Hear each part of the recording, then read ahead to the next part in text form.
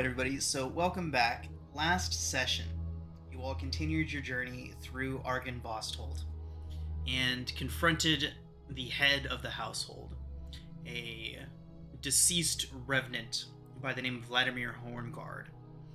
He had in his possession the Tome of Strahd, a book that was prophesied that you would all need in order to defeat and understand Strahd von Zarovich and eventually escape this place. After going through the trials that the house had previously set before you all, you decided that fighting this individual would not be wise, and so attempted to steal the book from him and flee the castle without direct conflict. Vladimir and his minions did not see things the same way and did everything in their power to stop you. And while you all did escape the castle with the book, and it did not seem that these beings would pursue you yet, one of your number did unfortunately fall behind and was killed. We're going to pick up today right where we left off last week.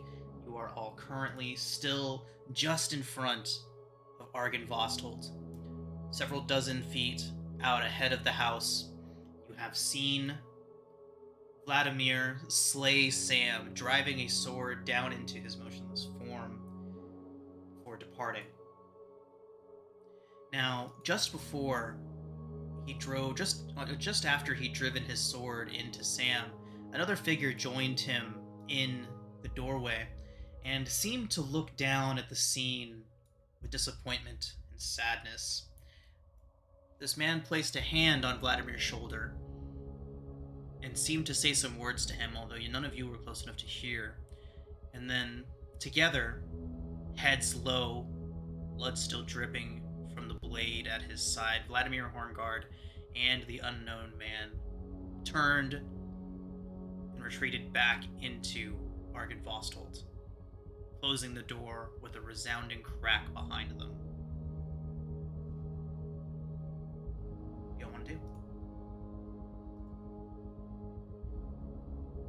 What do we say? Our friend is dead. Should we leave his body? Or do we try and retrieve it and give him a proper burial? I mean, Before any of that, we need to find a safe place. I agree. Yes, let's gather our strength and ponder what our next move will be. Yeah, once we get to like a general safe area, I'm gonna ritually cast Liamin's tiny hut. Okay. So, moving away from the castle, you can tell that not much ventures close to here. The wolves that you heard in the distance while you were approaching have not grown any closer. And even the insects and the vermin seem to be doing their best to avoid this place. So once you've gotten maybe a quarter mile from the castle, you can deem it safe enough to, especially with a tiny hut, catch a rest.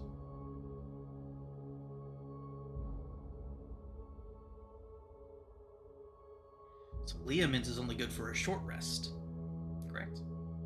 I think it's 8 hours. Am I thinking about? Oh, I'm thinking about the rope trick. Oh, I thought you were thinking about a druid. Yes. Oh no, that is also a. Yeah, I was thinking a rope trip. Okay, so Liamins, you all would like to take a long rest inside of a tiny hut? What time of day is it? That's a good question. Let's see. You all got here during midday, I believe. You spent a good several hours in here, so it's probably closing in on evening at this point.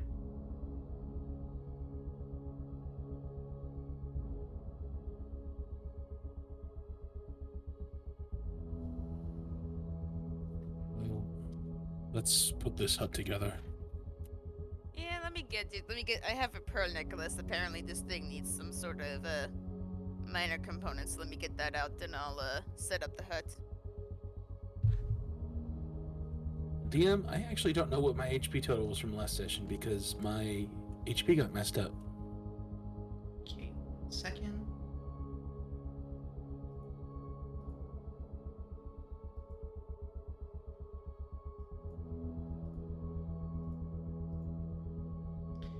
HP total appears to be 27 out of 51 currently. Okay. Aurelia getting away with that one hit point. Oh man.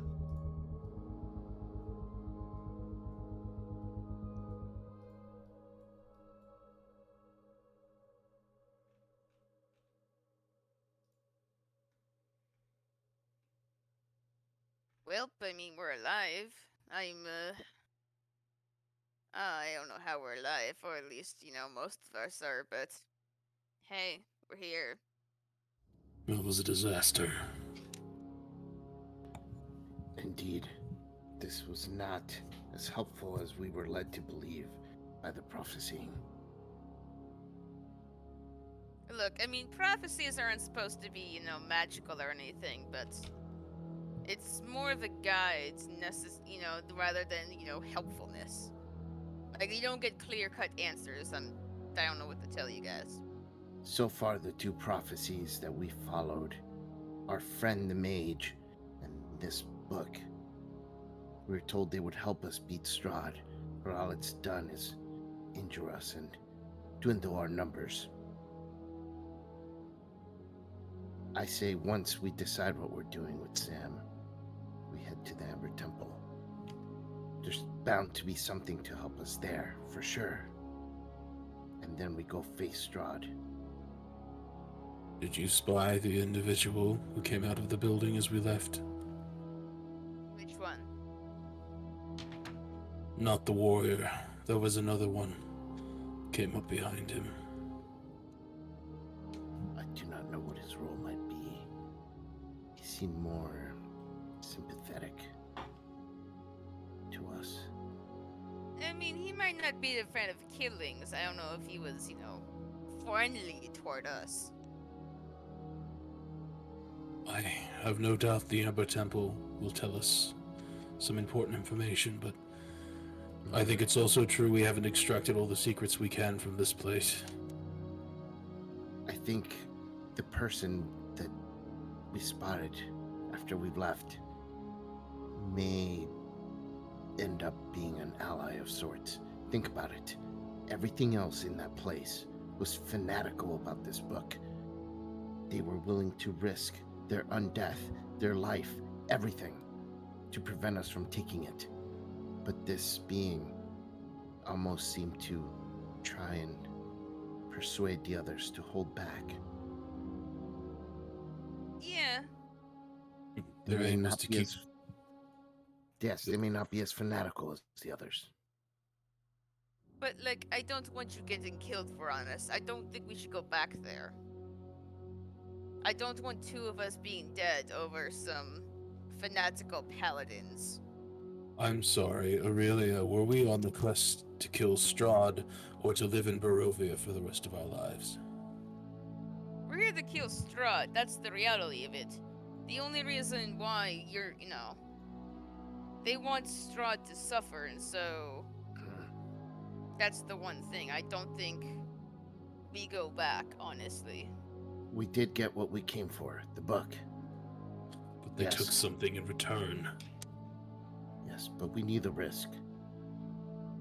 All of us. Sam knew the risk. We must come to terms with that. There's a chance that he could come back to us. There is always that chance, but I don't know, man. It just... Do you not recall that play? Have you never seen it?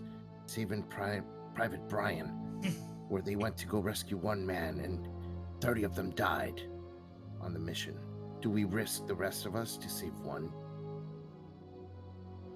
I mean, death is gonna come to all of us eventually. I mean, it came to, unfortunately, the elephant wrestler quicker than the rest of us, but hey. I believe the moral of that story, Bolivar, is that no man is worth leaving behind. Yes. Perhaps you're right about the moral of the story. But in the end, when you look back, was it worth it? No. The others, they had families. The others, they had goals. They had things to do in life. Or is their life less valuable than the one they went to save? We need all the allies we can get in this fight. He could fight with us again. I will agree with you that he was very helpful. Saved us many times. Let me in on a little, there are secrets to these domains you two don't seem to understand. Where I'm from, even if you die, you do come back as a spirit. And, those spirits do talk to me. I mean, that's the whole reason why I, kind of became what I am in the first place. I mean, I talk to dead people all the time. Then, Aurelia, you've convinced me we must go back. I do not want... But, like, in other places is where I'm gonna get to. You come back as a different person. Scarred emotionally, physically. 95% of the time as a worse person. And honestly, a lot of the spirits I talk to are assholes, I'm not gonna lie. Like, for some reason, I don't know why they want me to dress up, a lot more covered up than I am, but I hate it, I really do. Those spirits are more dense, they're very traditional. If it kills Strahd, or gives us even a slightly better chance of killing Strahd, we have to pursue it. Aurelia, if he comes back as a spirit in that place, surrounded by those things that call themselves paladins, then he is stuck in eternity with them. This is no fate that I wish for Sam. And as you said, he may not come back as good as before, sure. But even the worst Sam on his worst day is better than the worst of us. I mean, we could still free him. Technically. I don't like this idea, but I know one way of freeing Sam. And it's gonna kill Strahd. Killing Strahd might free Sam. Yes.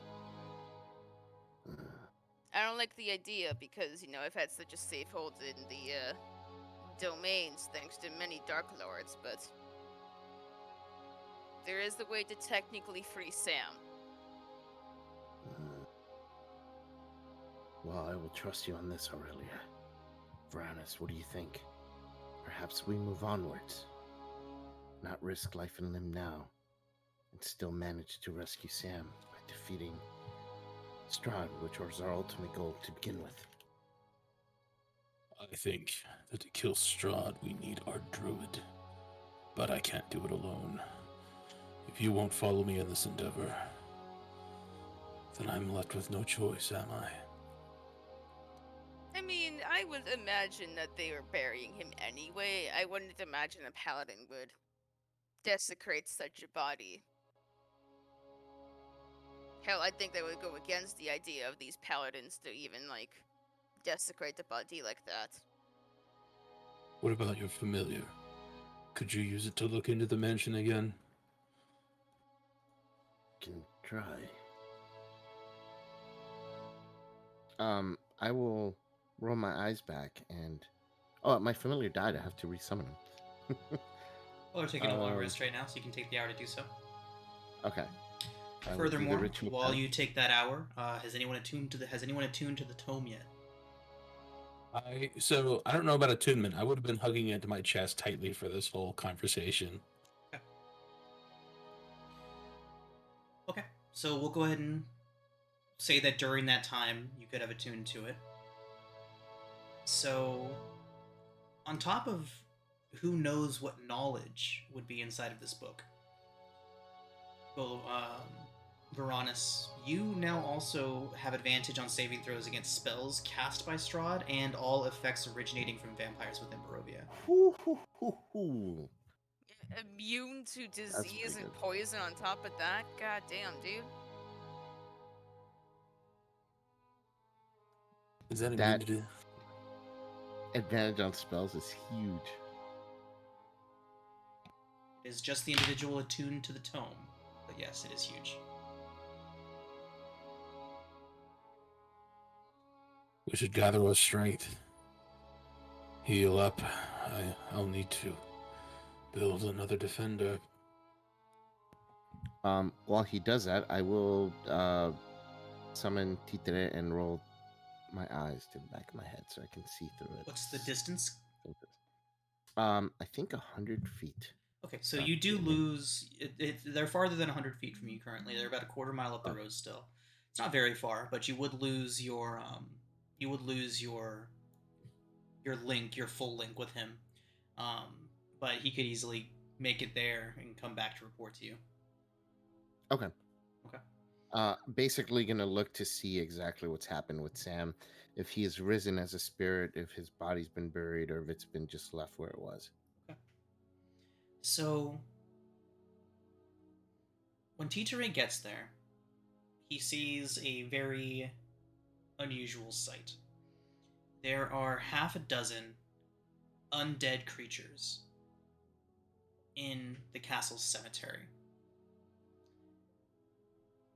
They appear to be laying Sam's body to rest in the cemetery there.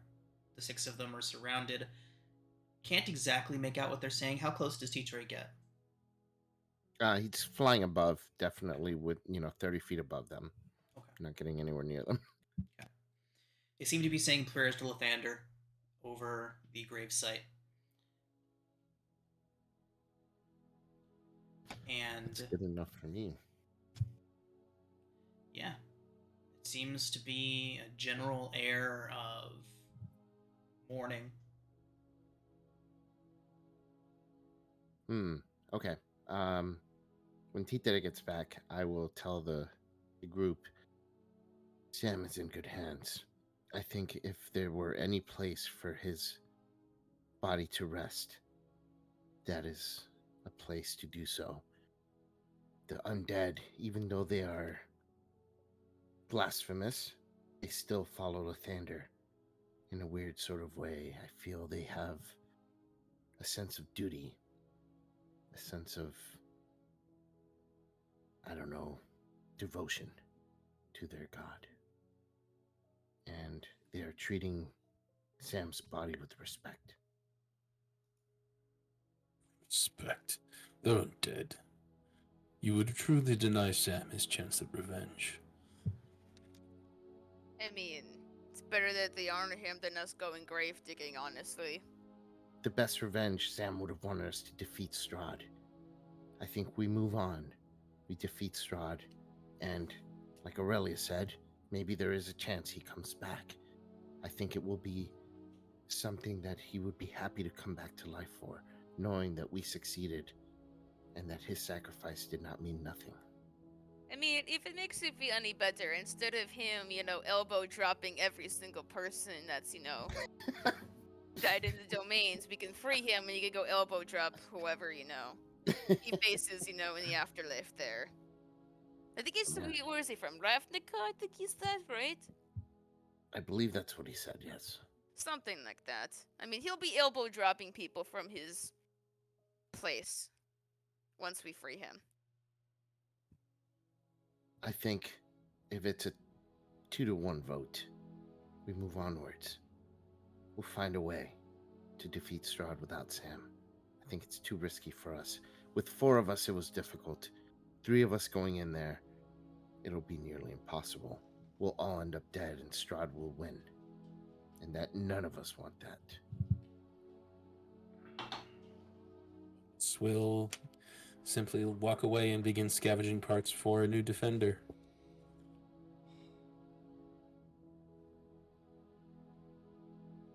All right, we're going to leave the site then, yeah? Well, I would still be in the same general area. I'm just, as part of my long rest, I created a new defender. I don't know why he's walking out of the little bubble, but I hope he feels okay. Like, we're gonna have to protect him from assassination, obviously, Bolivar, but... Maybe I find some, oh, sorry, go ahead. Oh, I just said yes. So maybe I find some grody old card in the swamp. Take some bands of steel, build a new driftwood defender. Okay. All right, everyone. So, with your minds made up and Sam's fate now decided, you all can level up. What? Oh, Hell yeah. Alright. Sorry, Ty. It's like you don't get to level. What Wow. the fuck? Take a sharpshooter shot at. Sam is forever in the long rest, dude. He can't finish it. Okay. Ty, you can also take your character up to level 6, Yeah, of course. yeah. Yep. 6 or 7. 7. 6, 7? Really? Cool. That's 7, yeah. Oh, yeah, I gotta find a human skull somewhere. I just fucking realized. Well, luckily, you're in the right fucking place. Like, I mean, wait, can I just like go outside and see if there's like a skull somewhere? And I grab mean, the skull? I feel like any given place in Barovia, there's like a 1 in 10 chance that there's just a skull lying around. Okay. Reach into the swamp. Do I need to roll a d10 and say 1 or 10 I get a human skull? Yes. Yes, you do. Okay, I'm gonna aim for 10. Okay, never mind, halfway Okay. there. Oh, it's a femur. It's a... It's a hey, I have candles in my bag anyway, so... Okay. I almost clicked level 1 character mancer. That would have been good, huh? That would have... What's the opposite of good? A fucking disaster? Yeah, it would have been that. I have done that before. It is a pain in the ass, but it's fixable. Well, obviously, you just gotta remake the character, right? Oh, yeah.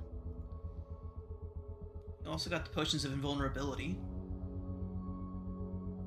Minus the one that's on Sam. Oh, right. -1. Indeed. All of his Shit. gear. What else did he have on him? He had a couple things actually. He wasn't hoarding anything, but he had 45 gold on him.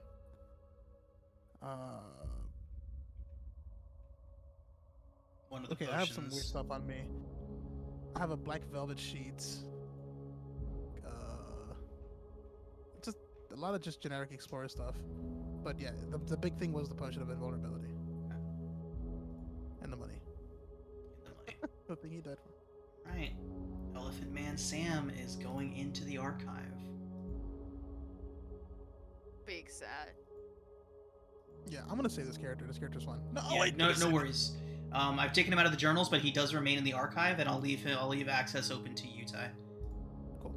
I know Danny what'll- boy. I just Oh wanna no! watch- The pipes! The pipes are cold. I just want to watch like an entire mini series now with Elephant Man Sam wrestling people in the afterlife. Like, goddamn. We should do a Ravnica adventure. I would love to do a Ravnica adventure. Oh yeah. Ravnica is you know, now that Spelljammer has thoroughly tanked, Ravnica is my favorite setting. So in the future, if anyone wants to run a Ravnica campaign, I have a couple ready to go. That is definitely something that is doable at any given time. All right, Ty, you are archived. Cool.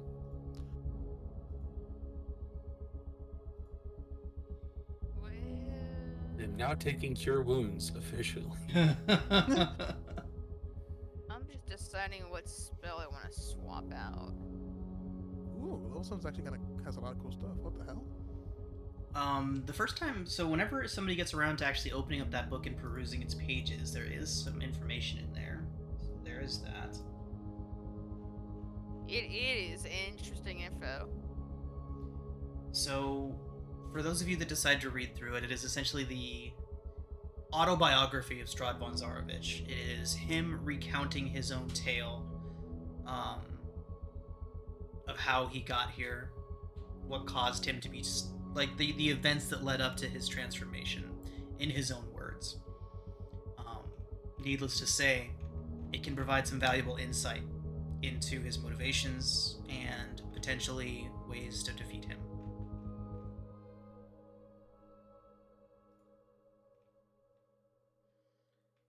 Level, okay, it's just, alright. Cool.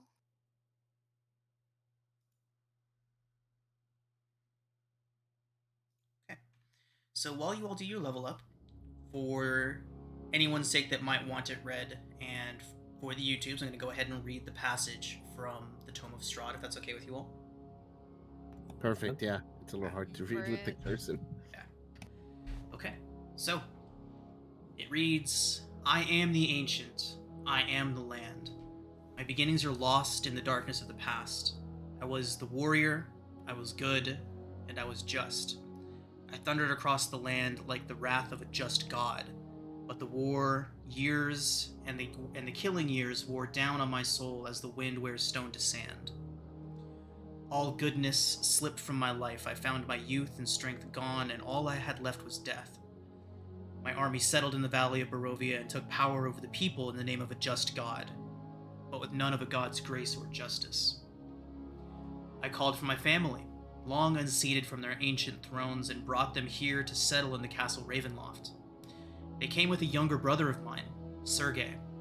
He was handsome and useful. I hated him for both.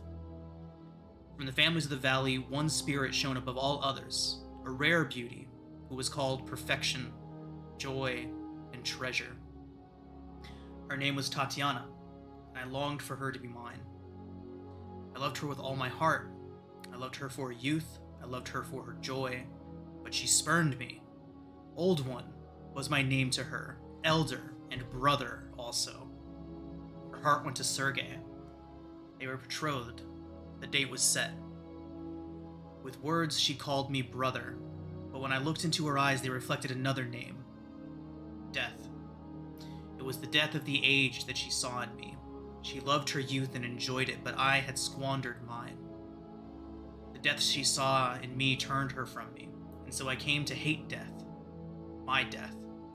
My hate is very strong, and I would not be called death so soon. I made a pact with death, a pact of blood. On the day of the wedding, I killed Sergei, my brother. My pact was sealed with his blood. I found Tatiana weeping in the garden east of the chapel. She fled from me. She would not let me explain, and a great anger swelled within me. She had to understand the pact that I had made for her. I pursued her. Finally, in despair, she flung herself from the walls of Ravenloft, and I watched everything I ever wanted fall from my grasp forever. It was 1,000 feet through the mists. No trace of her was ever found. Not even I know her final fate. Arrows from the castle guard pierced me to my soul, but I did not die, nor did I live. I became undead forever. I have studied much since then. Vampire is my new name. I still lust for life and youth, and I curse the living that took them from me. Even the sun is against me. It is the sun and its light I fear the most, but little else can harm me now. Even a stake through my heart does not kill me, though it holds me from movement. But the sword, that cursed sword that Sergei brought, I must dispose of that awful tool. I fear and hate it as much as the sun. I have often hunted for Tatiana. I've even felt her within my grasp as she escapes. She taunts me. She taunts me. What will it take to bend her love to me? I now reside far above Ravenloft. I live among the dead and sleep beneath the very stones of this hollow castle of despair. I shall seal shut the walls of the stairs and none may disturb me.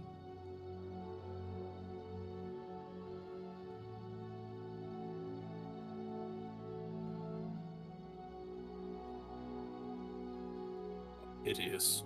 Wow. Yeah.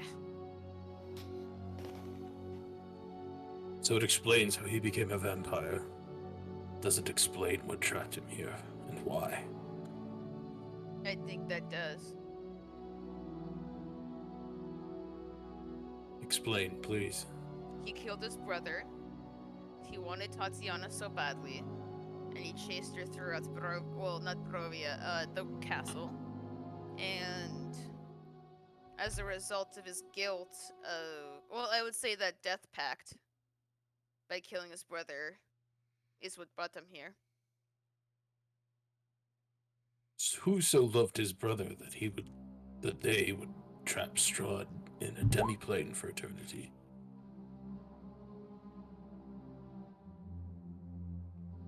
I mean,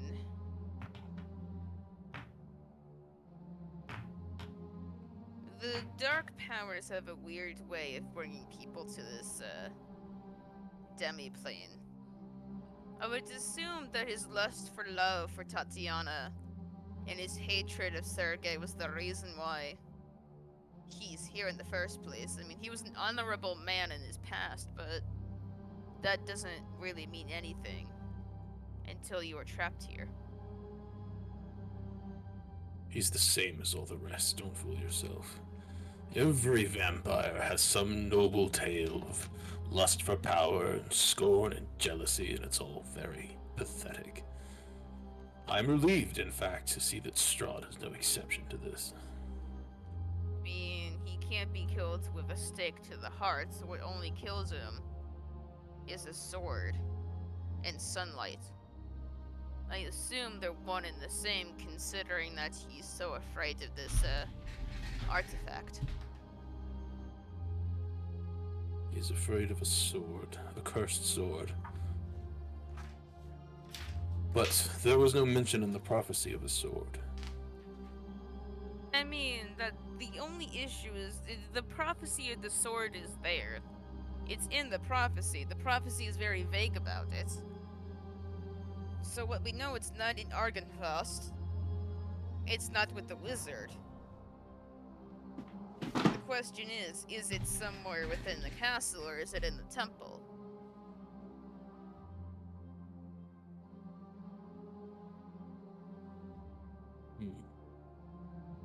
If it was so simple that he could simply take the sword and hide it somewhere, I doubt he would have such an issue with it.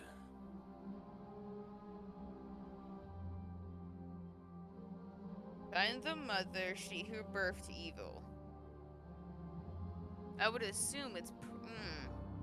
That's Strahd's mother. Her sarcophagus is within the castle. The only problem is, I think the sarcophagus is nowhere near where Strahd could be hiding in that castle, or it's, the same place. So do they really take the chance of going to the castle, not only seeing Strahd, but also trying to get that sword? I doubt it's in his castle. He seemed repelled by the sword's mere existence. I agree with that. Perhaps the temple. Perhaps his mother. It could be. I mean, where would, Strahd keep his mother's body, though, if she is dead, though? Was she not one of the prophecies? Were we not told where it was? I mean, She- yeah. You all have learned, I forget who exactly told you, but you asked questions of somebody who told you that his mother is buried beneath his castle. Was it Van Richten?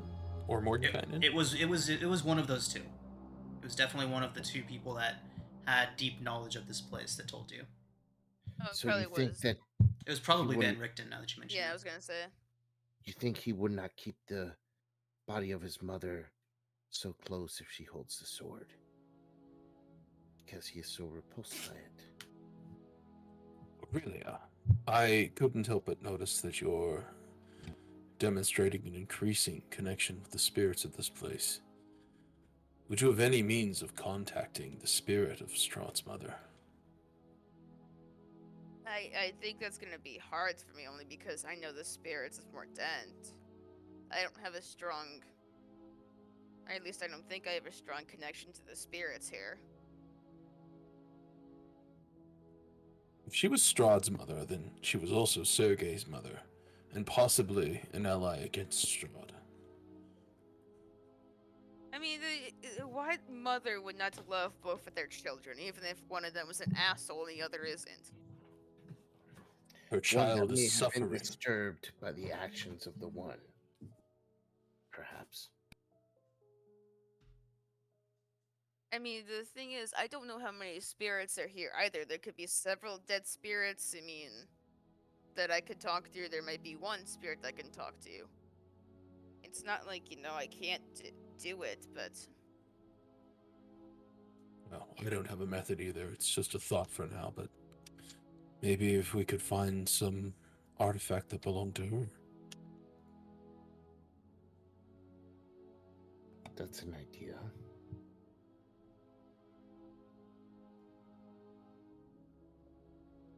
I want to take a night to sleep and think about it, though, so...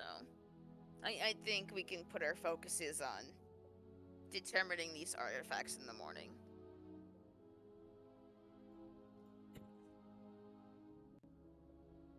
Well, I wouldn't call it much of a night's rest. We should wake right when it's getting dark, if my calculations are correct. You'll wake in the early morning, yeah. If it's evening when you almost set to rest. Oh, is it evening now? Yeah. Okay. Yeah, midday when you got to Argynvost, spent a few hours in there, and now.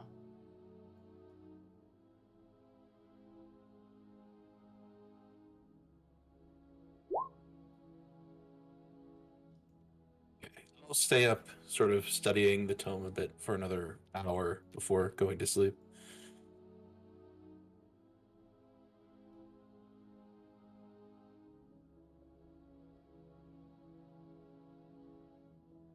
I don't sleep. I just So stay you up. spend another hour. Make an investigation check, please, Veronis.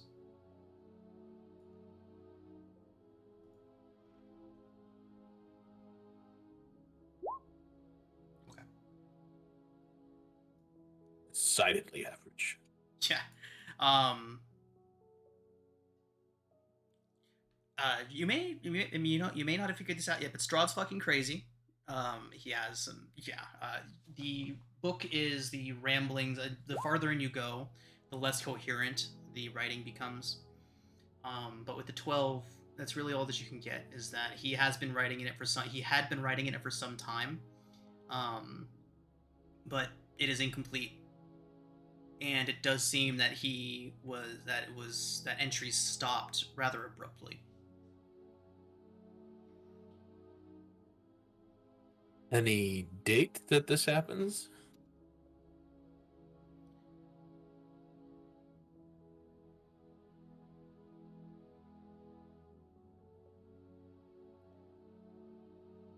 No date that would be relevant. I would say that it does have dates in it, but the timeline of Barovia compared to the Sword Coast is so skewed that I don't think it would have any relevance. Post guidance.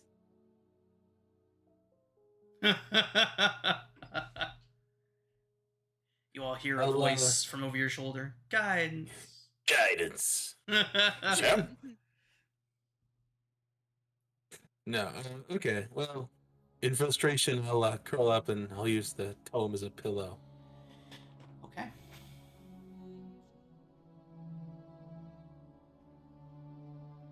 All right, everyone. Your rest goes by uninterrupted. You are just about a quarter mile away from Argynvost.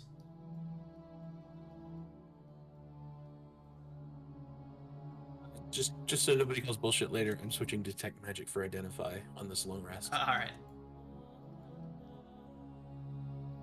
Okay. So which way would you have fled from Argynvost? That quarter mile that you went, north or south? I mean, I would assume since we have to go south anyway that I would run that direction, but... Yeah, I agree. I think so. Okay. Sounds good.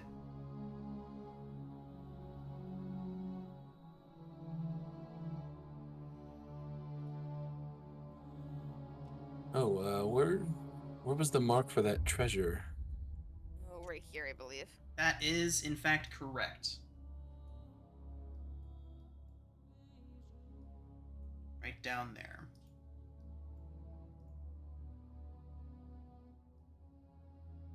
So, the following day, everyone. What do y'all want to do? How many long rests has it been since you all left Valakai? I want to say one in, no, because definitely one in Kresk and then one here. So 2 long rests since leaving Valakai. Cool. Oh, I mean, that just sounds like a bad sign. No, I'm just keeping track of I time. was just gonna say that. I'm just keeping track of time for no reason, everybody. There's nothing yeah, to read I into definitely here. Don't think so. Carry on. Yeah, sure, comment. God's just up there sitting in his castle. Where the fuck? taking forever. Yeah, what are these clowns doing? What's Well, taking them forever? you all have NPCs out in the world doing things. It needs to be like there needs to be timelines and everything, so I can keep track of what they're Yeah, all up to. So, Van Richten and Mordenkainen are out there up to shit. Yeah, Petra's out there doing stuff. Still don't know what's happening to Ez. Like there are things happening that I need to know how much time has passed to deal with properly. If only Strahd knew that he could watch television from other realms with NordVPN. we are not sponsored by NordVPN, by the way. But we should be. Okay. All right, everybody. So So it is now the following for day. treasure. Yes. Stuff. Sam would have wanted us to get some treasure. How many of you have magic weapons at this point? Nope. I have 2. Veronis. Just me. All right. Well, to be fair, they all cast magic, so. That is true. That is true.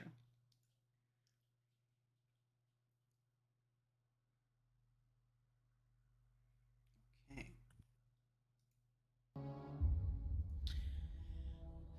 Quick question. When the music... so I just had the music, like, froze on me. Does it freeze for all of you when that happens? Yeah, it paused. It paused? Okay. I thought it was just that the one song was over. I have it on a 10-track random loop, so the music should never end. But sometimes it just goes away, and I was wondering if it was on my end or everybody's. It's good to know. All right, everybody. So, are you all heading southward to those ruins marked on your map? We definitely are. Okay. So, for the sake of making sure Ty doesn't miss out on a whole encounter, you all do safely make it from the slopes of Argynvostholt to the site marked on your map without incident.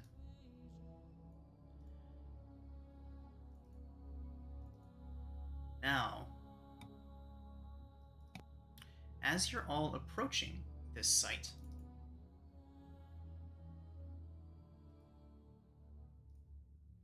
the trail that you all are following hugs the river for several miles. And as you're moving, the dirt and grass in that area soon turns to marshland.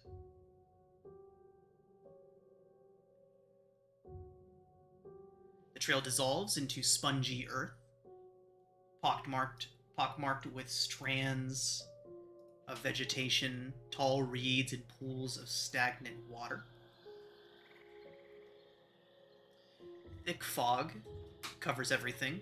Scattered throughout the marsh that you can see out in front of you through this fog are old peasant cottages. Their walls are covered with black mildew, their roofs mostly caved in. These decrepit dwellings seem to hunker down in the mire, as though they've long since given up from escaping the muck.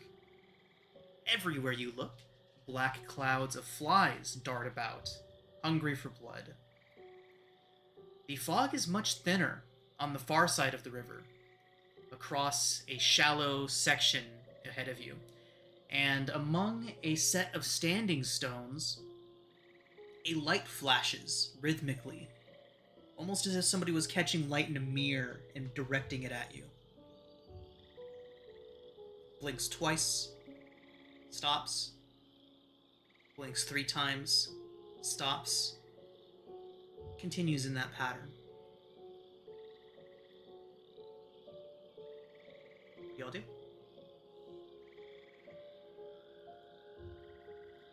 Seems strange. You got that ruby, right?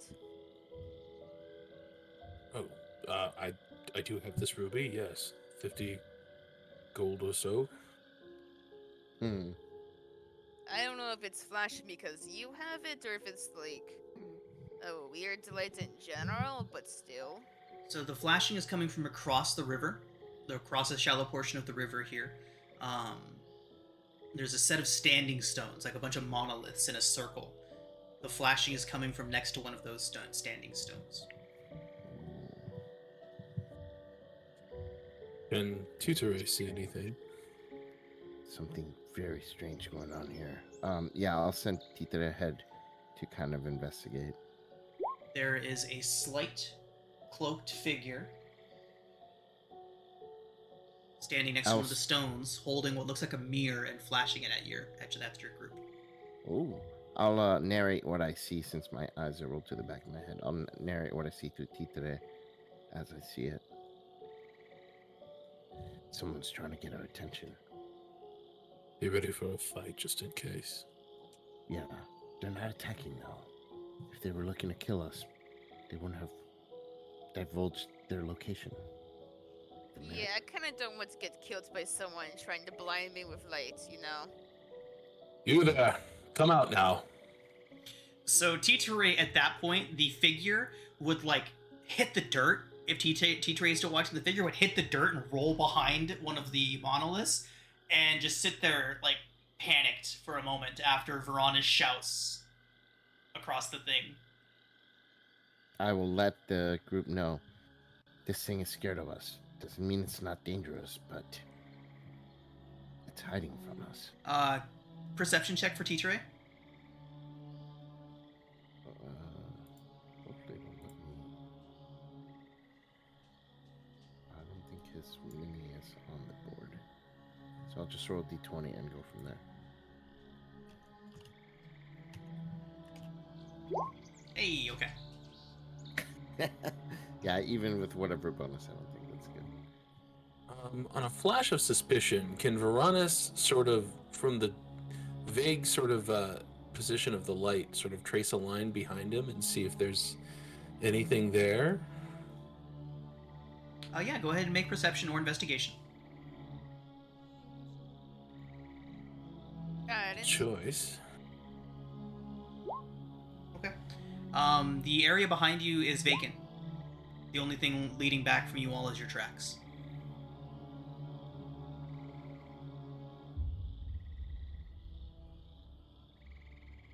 If you wanted our attention, you've got it. So at this point, so the figure that you're shouting to is a good 100 feet away, right? Like 60 to 80 feet away from you. So your voice will have to go up pretty. You'll have to raise your voice pretty high to get it to carry. One moment. Is Titsure attempting to be stealthy at all? No. Okay. Just a bat fluttering around near those monoliths? Yep. Okay. So the figure crouching behind the monolith would wave up at your bat.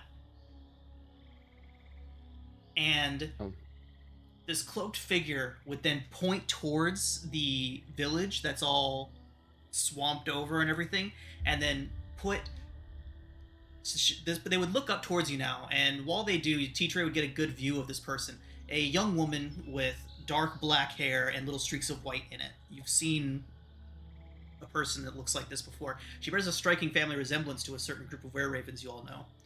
And the hood kind of falls back, and she is going, like, holding her hand out to your bat and putting her a finger over her mouth, like, shut the fuck up!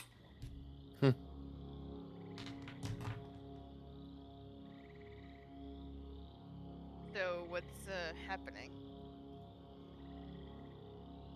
Trying to tell us something about the village.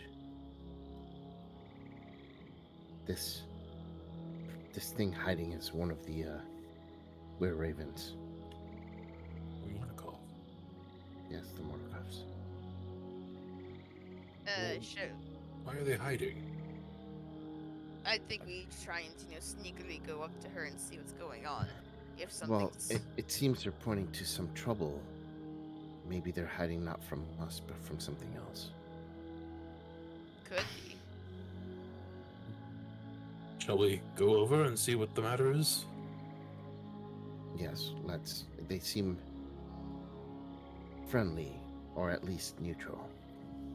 Here, you can ride with me, and I'll climb up on top of the yet-to-be renamed Steel Defender 2.0.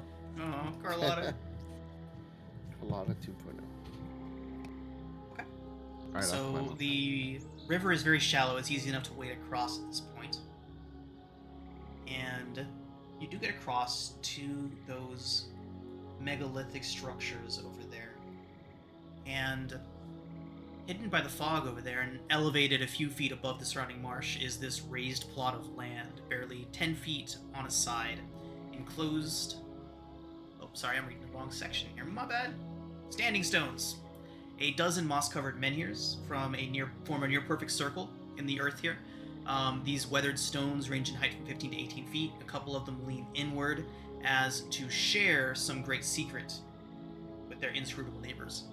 A wary-looking peasant woman lurks behind the tallest stone, a rusty lantern clutched in one gnarled hand and a dagger clutched in the other. She turns around and comes around to the side of one of these megaliths and waves you all closer, and kind of like giving the motion of stay down, stay quiet as you move towards her. I'll give those same ineffectual gestures to my still defender as they clump through the muck.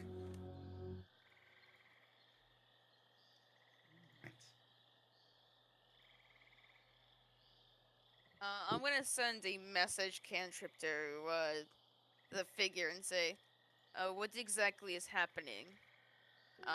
Where, in the village. So, as you're all approaching, can she respond to you with message? Yes. Okay.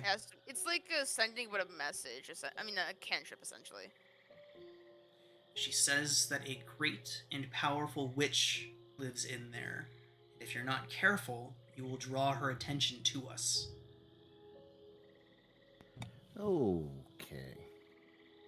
And I'm gonna send the whisper to the group. Apparently, there's a powerful witch in the village. We should be careful.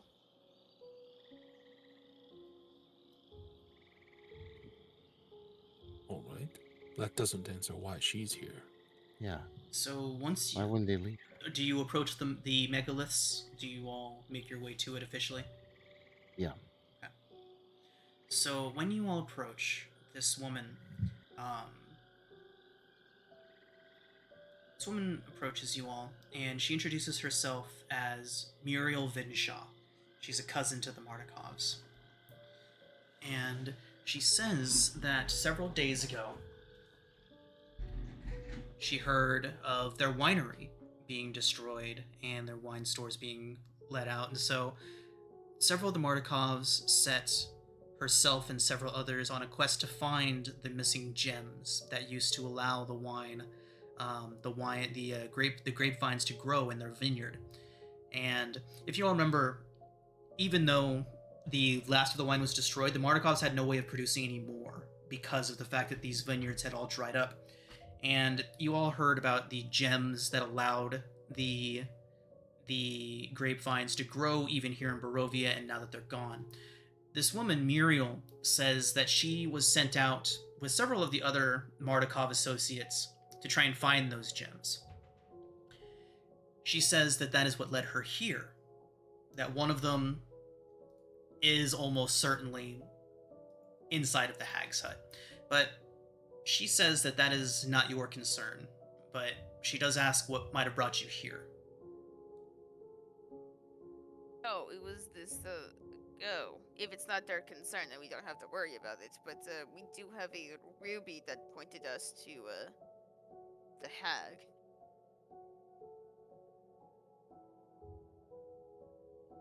We found a pack that pointed out that there might be something worthwhile in this area.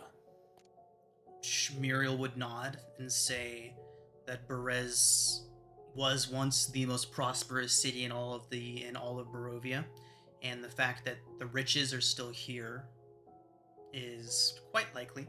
And as she goes on like this and continues to talk about the history of Berez, you all hear something approaching out of the mists. You all see a strange silhouette walking towards you all from the banks of the river.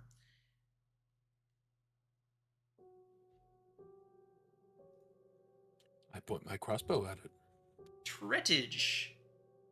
Why don't you go ahead and describe your character as you approach the party? All right, so what you guys see is a normal sized silhouette, but what's very weird is that you see a scorpion tail kind of protrude from the backside as it kind of swings. Judging by What the the silhouette, you also see like a bald head, um, but and a very bulky sort of torso. And I mean, at this point, when I get close, will they be able to see like everything else? Yeah, as you once you get within about 10 feet of them, the rest of your appearance would come into focus for them. So you see a blue sort of insectoid character individual. He has 4 arms. Two of them, one of which holding a short sword, another holding a shield made of bones, like bloodied bones, and the other 2 arms are sort of just like being held, or not being held, but he's holding them behind his back in a very almost formal manner, but a very like as if like like a I think it's called resting, like resting when like the Marines are like Oh, parade right in the rest, middle yeah. of, like, yeah. So it's just that at all times from him walking towards you guys. What the Uh, hell is this? You know, I really thought I've seen it all in the past, however long we've been here. you see, But that's new. on his back is another short sword and a crossbow, and all he's wearing is some shorts and a scarf. And in your minds, you guys hear, "Oh, hello there. Where? What's all this then?"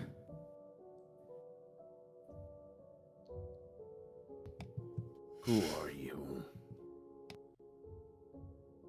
But well, I just got here. I mean, but you know what? Sure, I am. I guess since y'all are there, I'm here. So, my name is Trejit Lee Kida, or T Lee if you want, or Lee if you want. You know, if that makes it simpler. Who are you people? We are Edge, travelers. admittedly.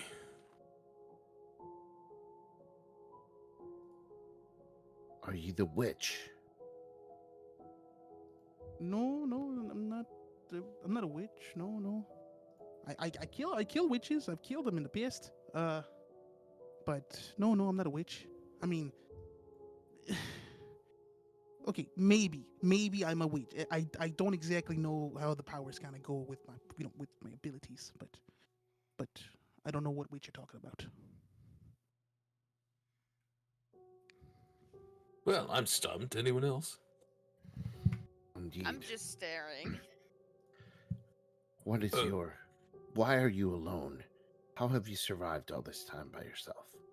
Did I just get here? Is that what's? So you would have been dropped off here. I'm sorry, I didn't go into more detail, but you would have been dropped off here probably about 2-3 days ago, right around the same time the rest of the group, and you would have just been dropped into this swamp and would have just been fighting basically like giant crocodiles and other swamp monsters since. I mean, it's just kind of been hunting things just to make sure I didn't die. I was on the ship and we were traveling the cosmos and something happened. We crashed and I ended up here. Yeah, totally have no Crikey. idea as to why you were brought here or anything like that. You just woke up on a swamp planet and things were trying to eat you. Traveling the what? I don't think I've heard of. Is that a sea? What'd you say? You said you were traveling across cosmos? Oh yeah, I was traveling in the out in wild space, kind of just doing some usual things with my crew in on our ship, but something must have happened. We must have crashed on something, and I'm here now. Very strange place. Very not much technology here. I haven't found a single piece of tech all day. Yeah, because we've never had to travel through space. As I said that, and I spot Carlotta, I'm like, what is this again? Look at you. What up, yoked? I wouldn't recommend getting close to any of us, really. This is. You're clearly a fighter of some kind, and now you're here in Barovia. And you were a sailor, apparently. Sure. Yeah. It was a, shipmate. Not a sailor, exact sailors for what's for water. I was kind of up in the air, but past the air. That's kind of what space is. What? Right. What? I'm so confused. I thought I was really losing my mind after hearing some of your backstories, but holy. This man rambles. What do you mean? All three of us have rambled at some point. So what are you talking about? I do not understand where he's from, what he is. He's told us, but I don't get it. I have some understanding of what he's talking about, but I don't understand the concept of space. I think that's far beyond my comprehension. That's what I mean. I don't get it. Well,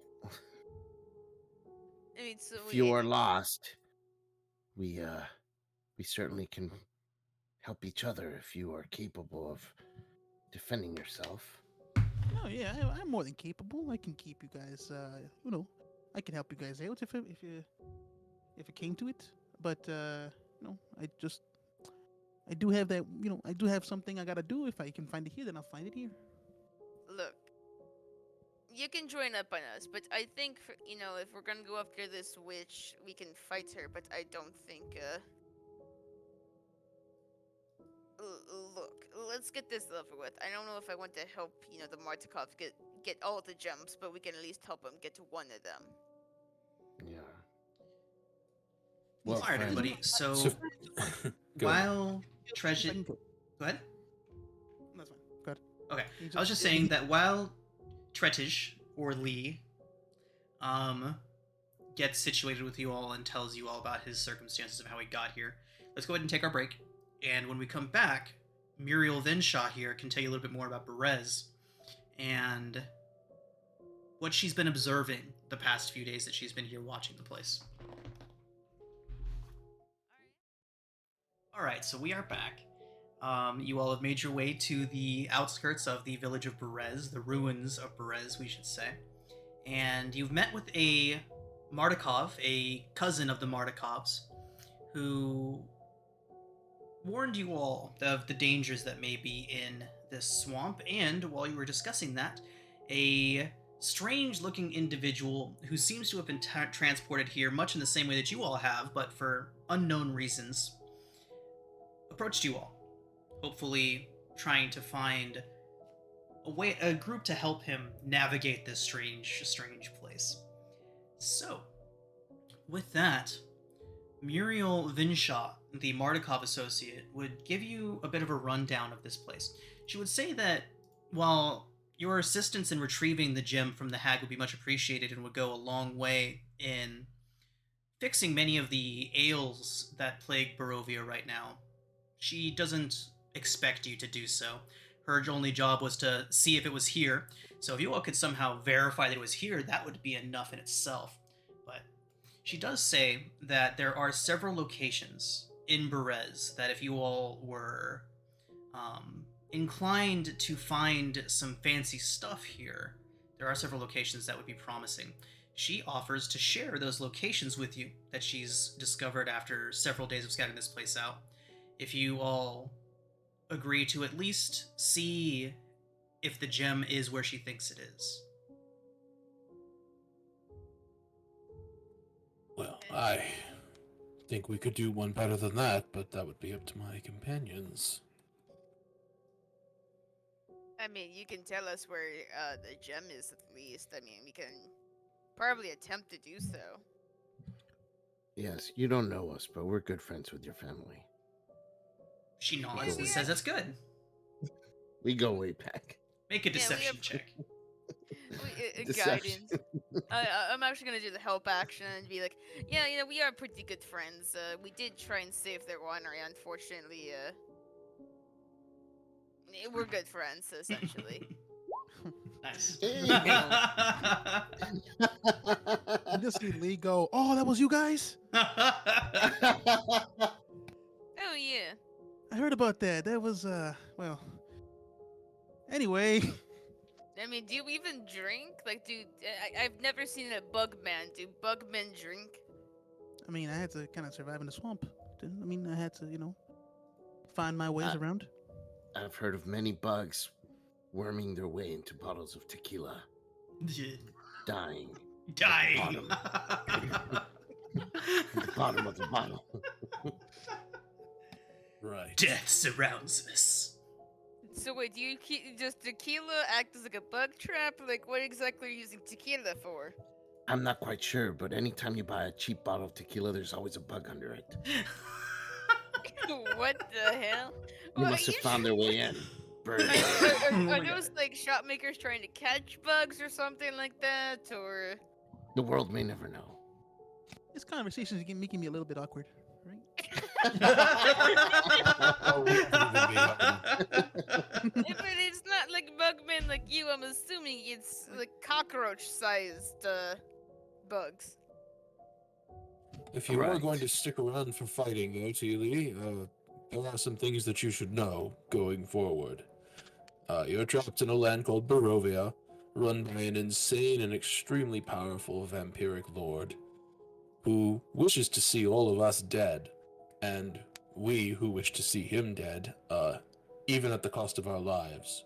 So, if that's the sort of thing that you're into, then I suppose we would welcome the help, but do know that our chances of survival are unamazing. I mean, Oh, all nice. three of us are also kind of crazy, so good luck. Right, I imagine Boulevard. I am perfectly sane while like readjusting his hand onto himself. The hook on the hand. Yeah, we all are pretty insane once you think about it. So you say this Strahd is a powerful guy, right? I apparently. So okay, then I got a few questions for him because I do have some things I kind of want to figure out. It is going between Canadian and Australian, Jesus. It works. It's surprisingly, it's actually. I mean, you've established the accent of your people. Jesus. Australian. French castration. Oh God. They'll be nice in a very aggressive way. Good stuff. Good stuff. Okay. So, Muriel would let you all know that there is this ancient and powerful hag, this witch that lives in the swamp. Goes by the name of Baba Lysaga. She lives in a hut in the middle of the village, and when she's not in that hut, she spends her time flying around the ruins of Berez in a floating giant skull. Oh shit. Yeah. She says that while she spends most of her time in her hut, the cacophony of her many, many birds and bats and other wildlife that she keeps there keeps her pretty oblivious to the goings-on of the outside world, but she does jealously guard everything in this place. So, she says that the gem that she is looking for, she believes it to be underneath the hut, and what animates what the hag is drawing the power from to animate her hut, as Muriel has seen the hut itself rise up and stalk through the ruins on occasion. Seems you've done well to evade her gaze so far. She says she stays all the way the fuck over here.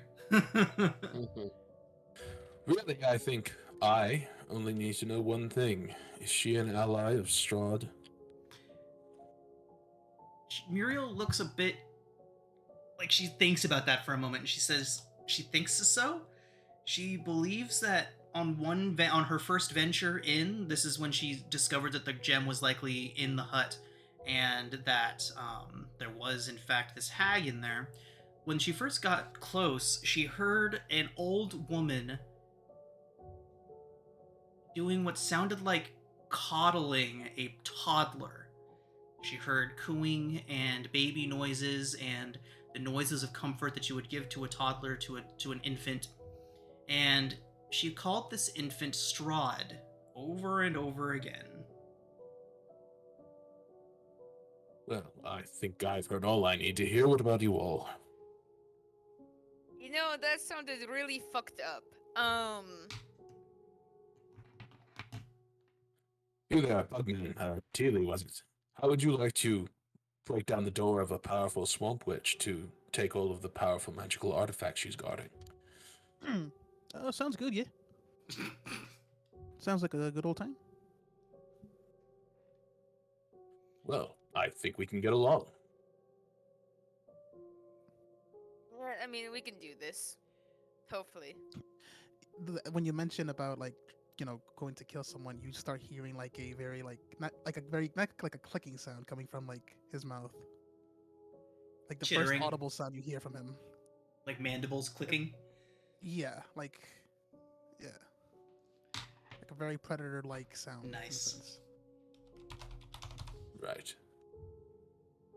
So, any objections? I mean, frankly, from what it sounds like, she's distracted right now. So, if we just go in there and do our business, that would seem our best opportunity to get the drop on her. I mean, as long as I'm not getting my head chopped off, we're good, I guess.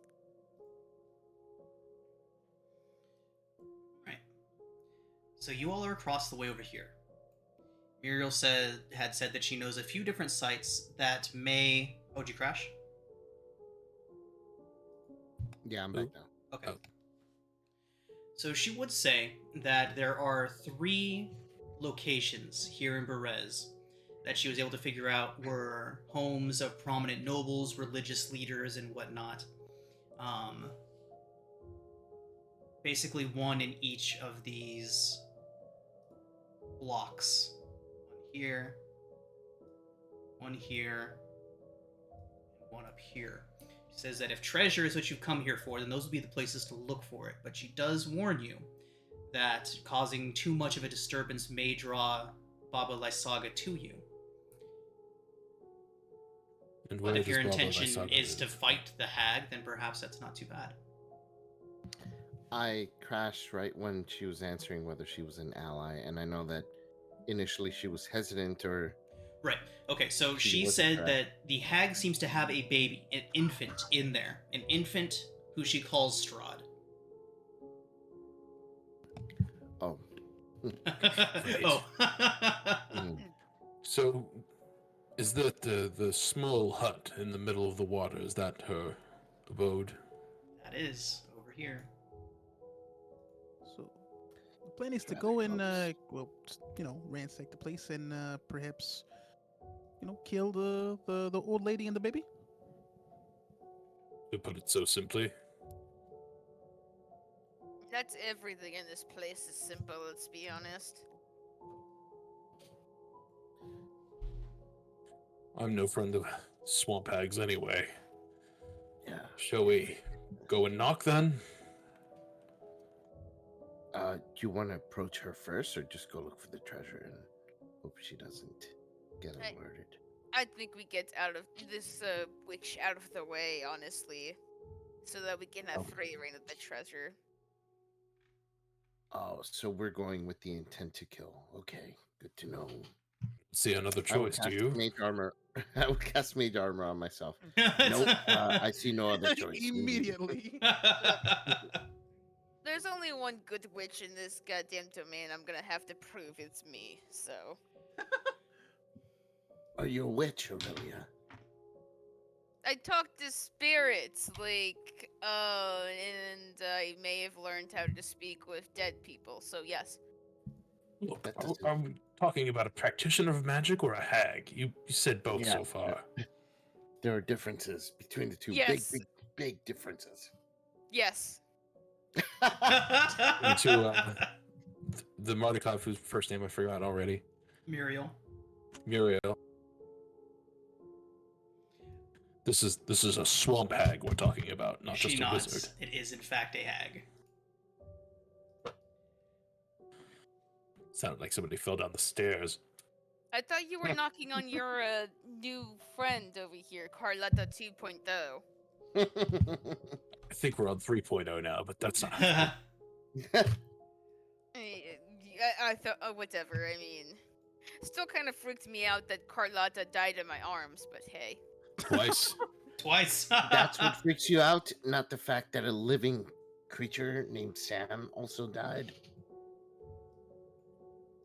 I don't think we should talk about that anymore for right now. Fair enough. Anyway. Let's take out some frustrations, huh? Yes. Let's go kill a hag and have that die in arms. Okay, I like the idea. Yeah, let's go. Oh, Dang. Teely, do you have any magical abilities or weapons? You may need them. As I pull out all of the weapons. So one arm you see a short sword, one arm pulls out a crossbow, another arm pulls out a short sword, the other one pulls out a shield. Using my artificer's trained gaze, are any of these magical weapons? No. But How many arms do you yeah, have? you know. How many what? Arms do you have? My question is not even about the arms. My concern is the bloody shield. Like, what? How did the blood get there in the first place? Well, it used to be a spine. See, aren't you glad you asked, Aurelia? Yeah. Perfectly reasonable answer. God, do I feel extra weird. Anyway, I'm just gonna go to. Let's just do this. Let's just sneak up to this hag's house. How far away Well- are we from like this like area? Like time wise, like from getting from here to there. So, Like just a walk. Yeah. Oh god, Sam would have fucking been able to clear that water. Never mind. 600 feet. It's like what?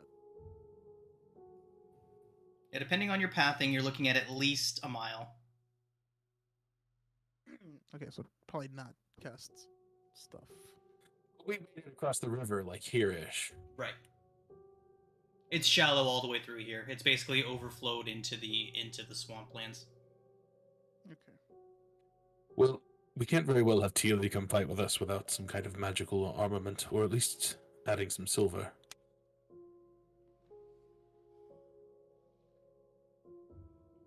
How long does this thing last? Let me see.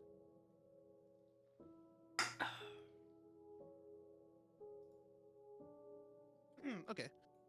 So as you mentioned, like, you know, adding magical armaments, Lee sort of pulls out a short sword and then cuts himself on his chest. And as he cuts himself, the blood goes electric. And let's see how much damage I take from this.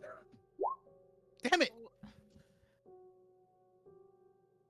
That Ow! wasn't necessary, but all right. Blood magic? I I mean, thought that you- was. You wanted me to have a magical weapon. I got a magical weapon. See, look, it's all shiny now.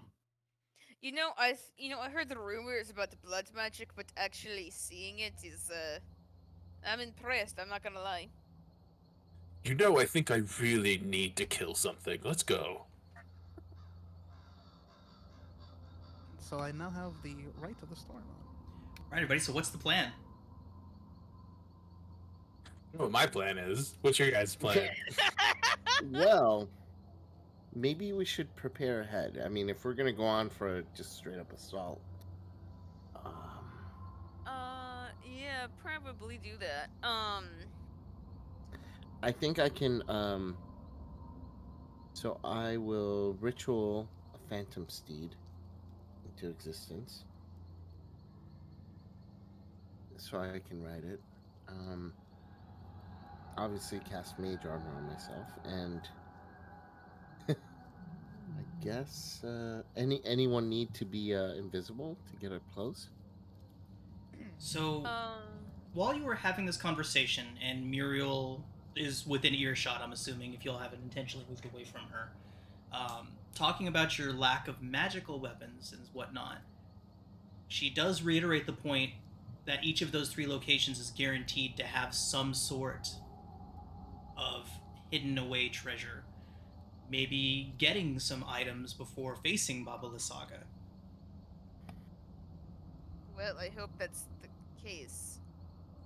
Well, anyway, here, Lee, let me give you this, as you are now a new friend of ours.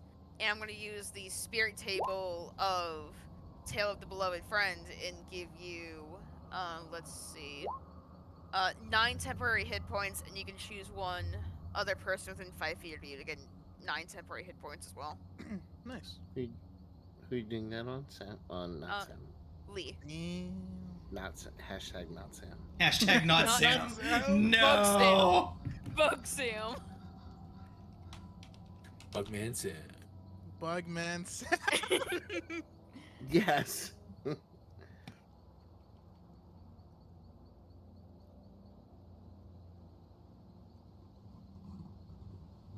Who does Bugman Sam give his inspiration to? Well, I mean, depends who kind of wants it. I mean, I don't care. I don't necessarily need it, but Probably Please, Bolivar, DM, because want it. he has the least health.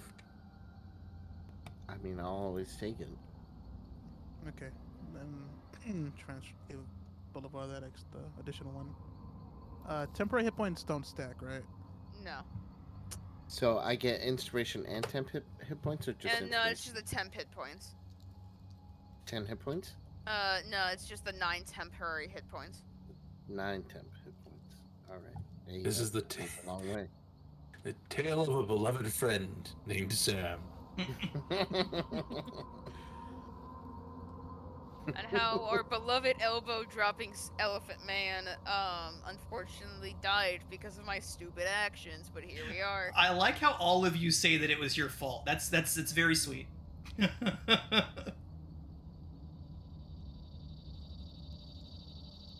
be fair, Veronis could have given the tome back. He didn't. Lee's already waiting in the water. Lee didn't know, I like Sam. the initiative. Come on, water's great. There's like Once again, leeches crawling up Lee's leg. Ooh, lunch. slurping him up. I mean, I'd nothing go wrong out with, and across again. Sorry. there's nothing wrong with a nutritious cricket every now and then, dude.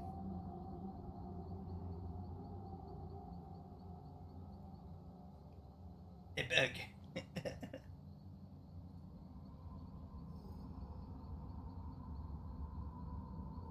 So, real talk. Do we? I mean, it seems we have the magical angle covered at least. Do we just want to go door kicker style? Like, make Well, the DM gave us a tip saying maybe we should go for the magic items first. I mean, That might help us. we can try, yeah, let's see if we can get some magical items. I just put on the temporary hit points just in case she spots us, so. Okay. Yeah. If that's what you want to do. So yeah, basically the way that works is each of those locations you have a chance of alerting her, and then she comes to you instead of you having your surprise on her. So it's really up to you all. There's wins and loses for both ways of going about it. Going through the ruins first, obviously, there is stuff there, so going through the ruins will provide you with stuff first. But each one you go to, you run the risk of alerting her and losing any surprise you would have had. So it's definitely a risk reward management type of situation.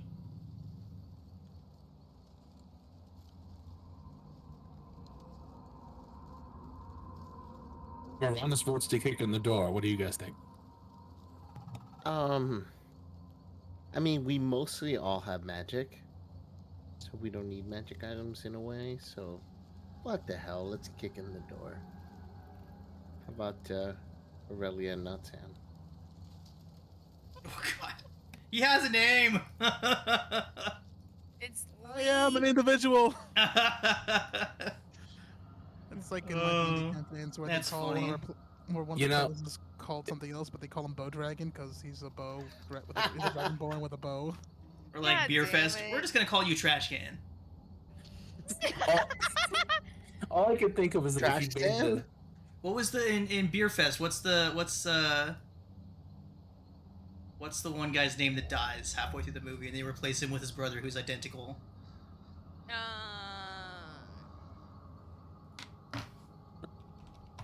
That's gonna bug me now. I don't remember. It's Trash Can, right? It's someone.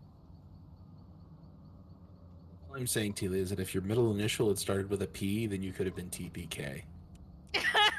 Oh! I mean, TPK is probably too soon, bro. It seems you guys are expecting a lot from me here. Look, Landfill. His name was Landfill. Alright. I can't fill the shoes that were once here, but I can, Look, all I'm expecting is for you to just live, okay?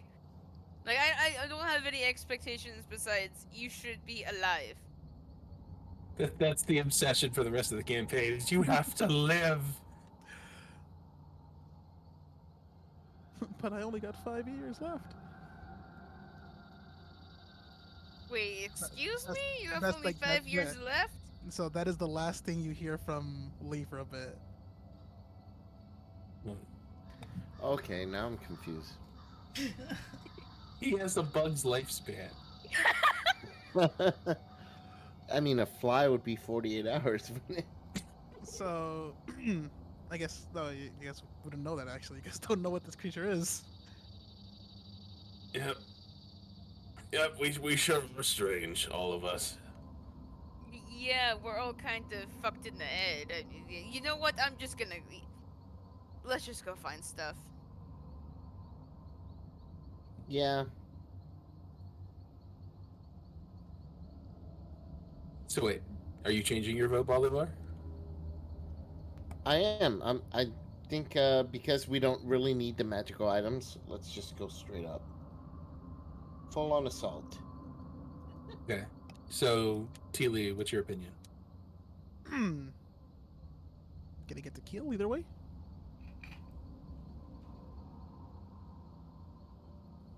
So, I get the kill either way, so I'm okay with whatever you guys want.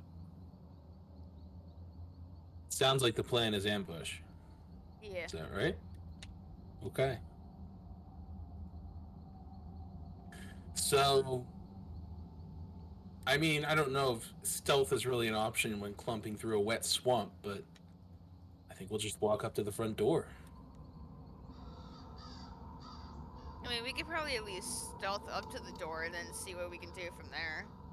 I mean, we can try. I don't think Yeah. we'll succeed, but You never know.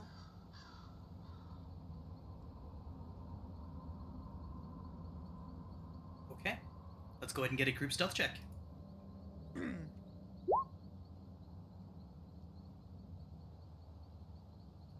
Nice.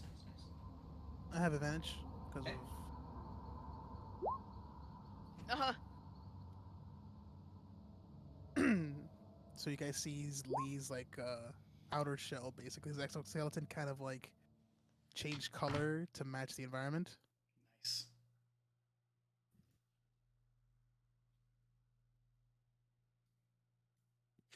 as we approach, however stealthily, Veronis will just have his crossbow trained on the door. Okay.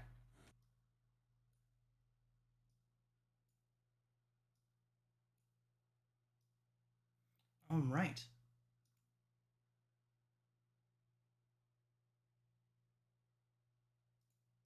So, as you'll approach, you do begin to hear the cacophonous sound of what sounds like dozens of ravens, birds of other kinds,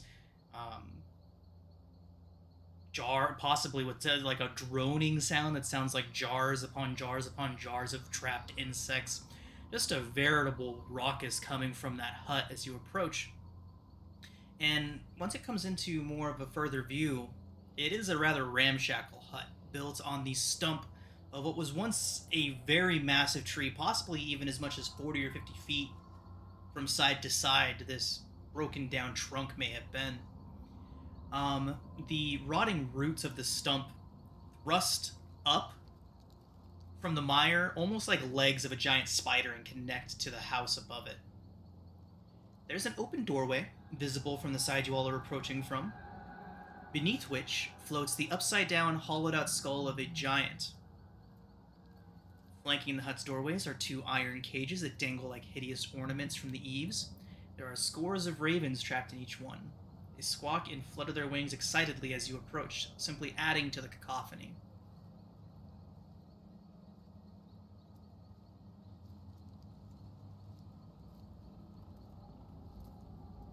What do y'all do?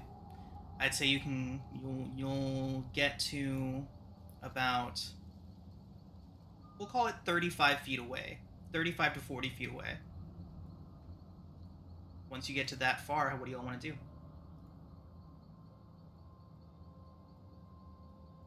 Aurelia, can you shatter the building? I kind of forgot. I swapped out spells to see if I can, like, help us out with other things. I don't think I have Shatter anymore, unfortunately, so... Yeah, unfortunately, I cannot shatter, this building anymore. Unfortunately, I'm more equipped to, help the party out in case we ever get, some sort of affliction, like, affects you. What about you, Bolivar? Any powerful arcane epiphanies?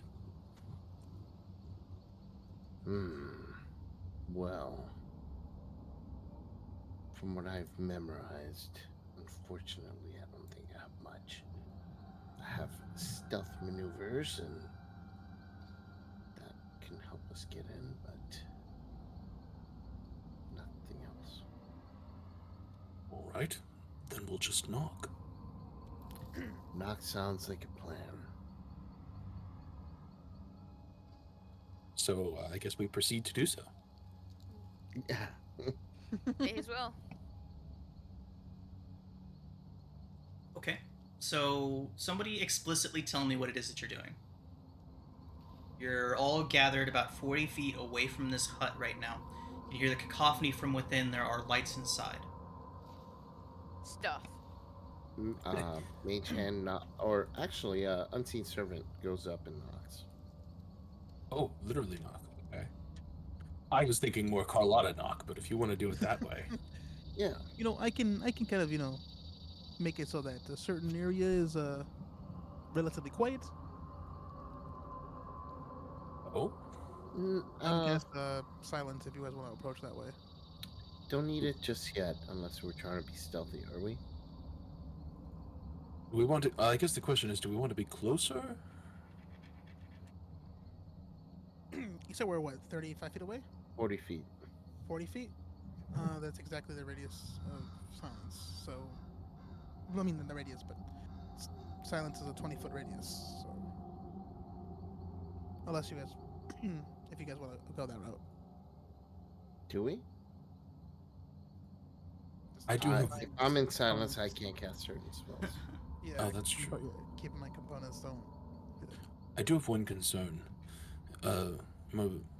Muriel said that she rides around on presumably that skull there. If we want to prevent her escape, we should disable it. So... That is a great idea. I mean, do we just if we destroy that thing, we might, not get the opportunity to ambush her. So I say one of us should block off her escape and stand, near it. Perhaps Carlotta can hold it down, or do something. That can work. Yeah, I think that works. Could you entangle it, Bolivar, possibly? Sure. I can put puppet strings from below, from the shadow. In fact, could your strings Web cover on the it. entire house? I don't think so. Web is only a 20-foot square, I think. Cover the entrance. The 20-foot skull's by cube. the entrance, you said, DM? Correct. If we get close enough, and I see her trying to make a run for it, I can try and hold her down from 30 feet away.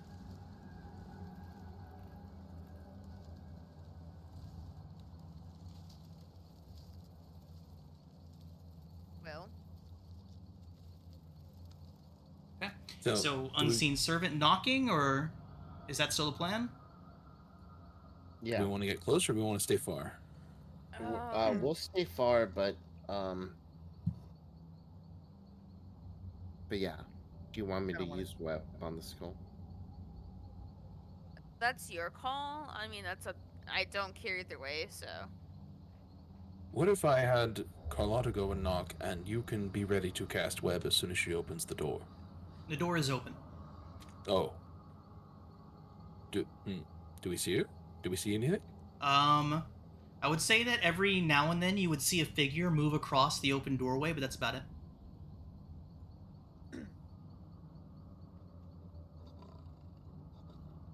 Can you cast web from here? Range is 60 feet.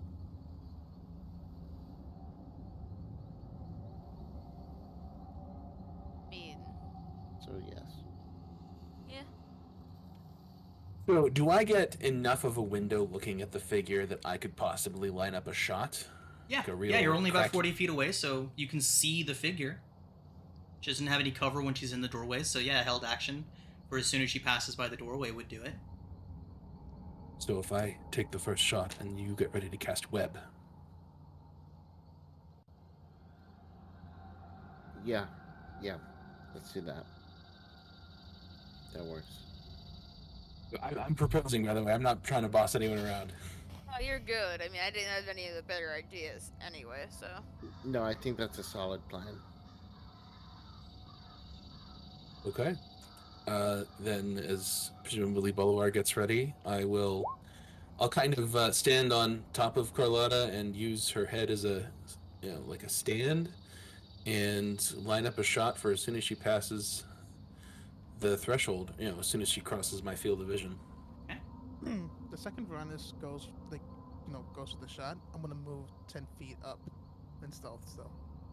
Okay. So I'm gonna get 30 feet from the building, or from where the skull is. But just as soon as he fires. Do I get advantage on this shot because she's unaware? Sure. You all are unseen as it is. Presumably unaware. So, yeah, I'm going to, as soon as we're ready to kick it off, I'll take a sharpshooter shot at her through the doorway. And I will cast web as soon as he takes a shot. And you're casting web directly in the doorway? No, on the skull, or centered on the skull. Centered on the skull. Okay. Yeah.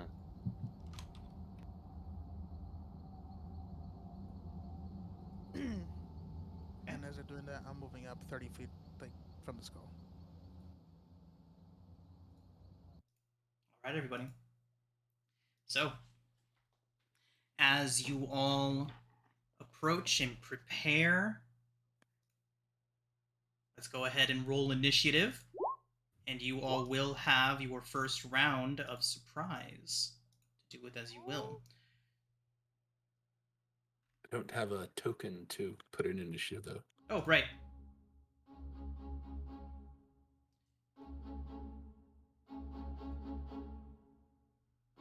God damn! No. Oh, Yes, no, yes. no. Yes. No. What is that? This has been initiated. No. Yeah. What is so, that? I cast didn't your wanna- spells.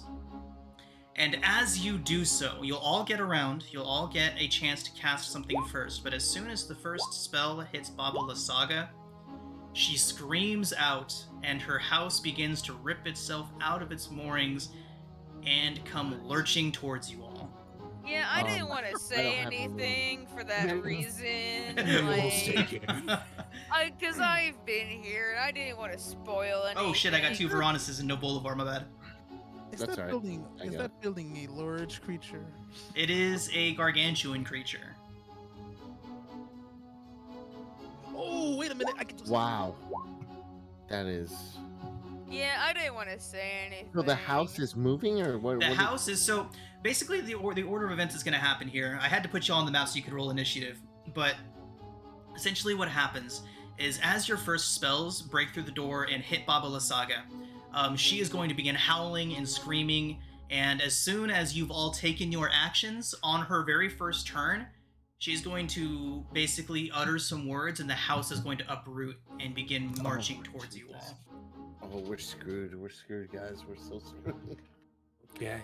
Is there a size restriction on web? Well, it's a 20-foot, so it can get the skull. I center it on the skull. I mean, the house would be in its radius. I think the house is bigger than 20 foot's cube.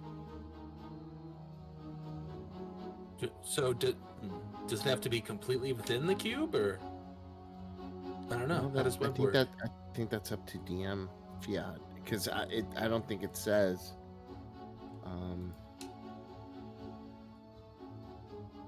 We will see. Yeah, I guess we'll find out in a sec here.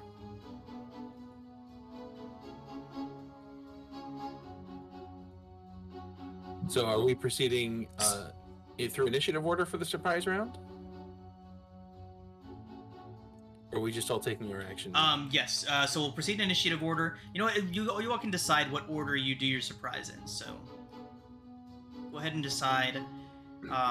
In all fairness, I did let you all know that this hut moves. I said when Muriel was describing the situation to you all, I said the house itself has uprooted itself and wandered the swamps. I don't think anyone really caught the significance of that.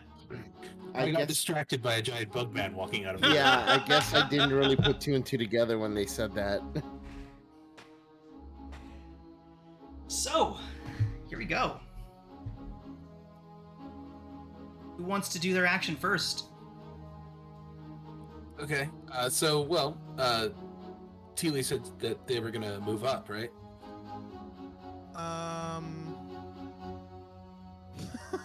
I did say that. So we have to proceed right now, everybody without knowing that this house is about to come marching forward. No. Well, no, because you all have that information, so you all can act however you want to. Sure. I'm gonna move. We'll assume your characters didn't forget what Muriel said. I'm gonna move here 30 feet from the house. And I'm going to hope it doesn't have it's gonna have a crazy strength thing, isn't it? It's a house. Good. Yeah. Yeah, it is.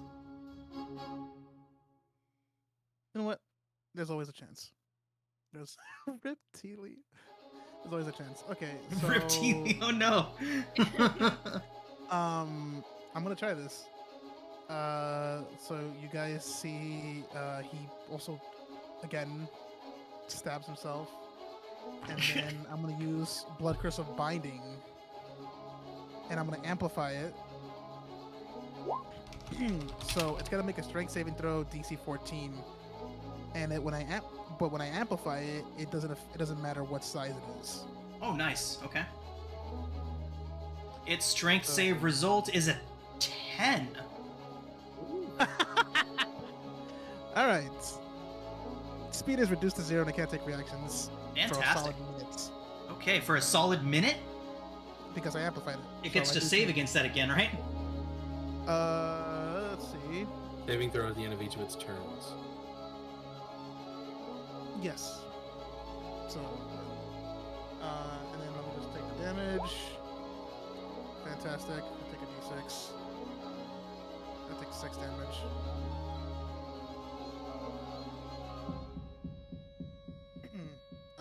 And I'm gonna cast Mirror Image on myself.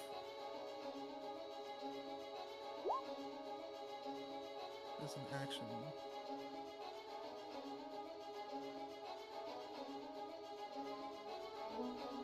Okay. Okay. And much of there.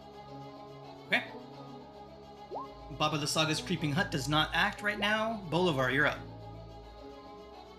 Alright, I cast web, and it's going to be centered on the skull.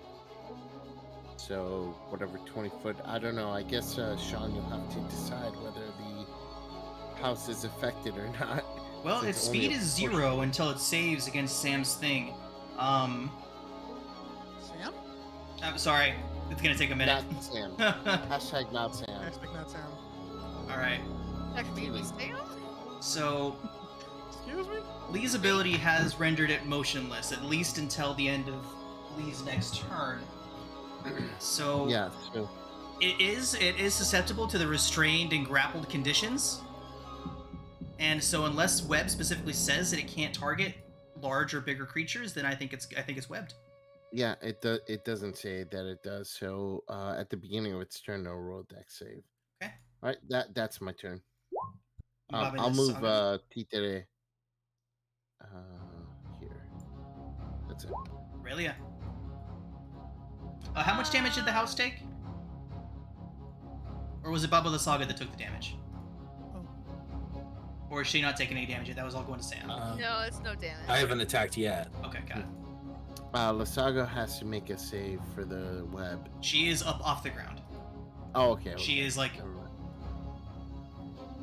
in the house. Oh, okay. I thought the skull made her fly. All right. Only when she's in it. Hmm. Just reading ranges of spells. Yeah, I'm gonna shoot another laser black laser from my head at Babala Saga. DC 14 intelligence save against Mind Sliver. Int save. Oh, that's initiative. What she had before, it wasn't 17. It was like 8. It was 8. cute. I see int and immediately think intelligence, but it says in it. Intelligence saving throw result is a 13. It failed, and she takes 4 psychic damage and must take a D4 off her next saving throw. Nice. And that's gonna be my turn. Okay. Which brings us to Veronis.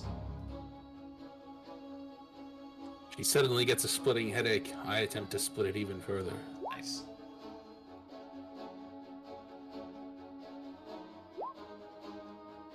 At a 11? 8. 8 does not hit. I try again. No! No. Oof. Sharpshooter! I would have missed anyway. Okay, Veronis fails spectacularly. Indeed. And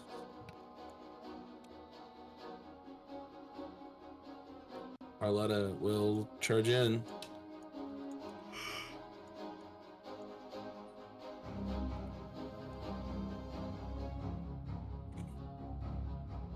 And that's my turn. Okay. Top of the initiative. Best of luck, everybody.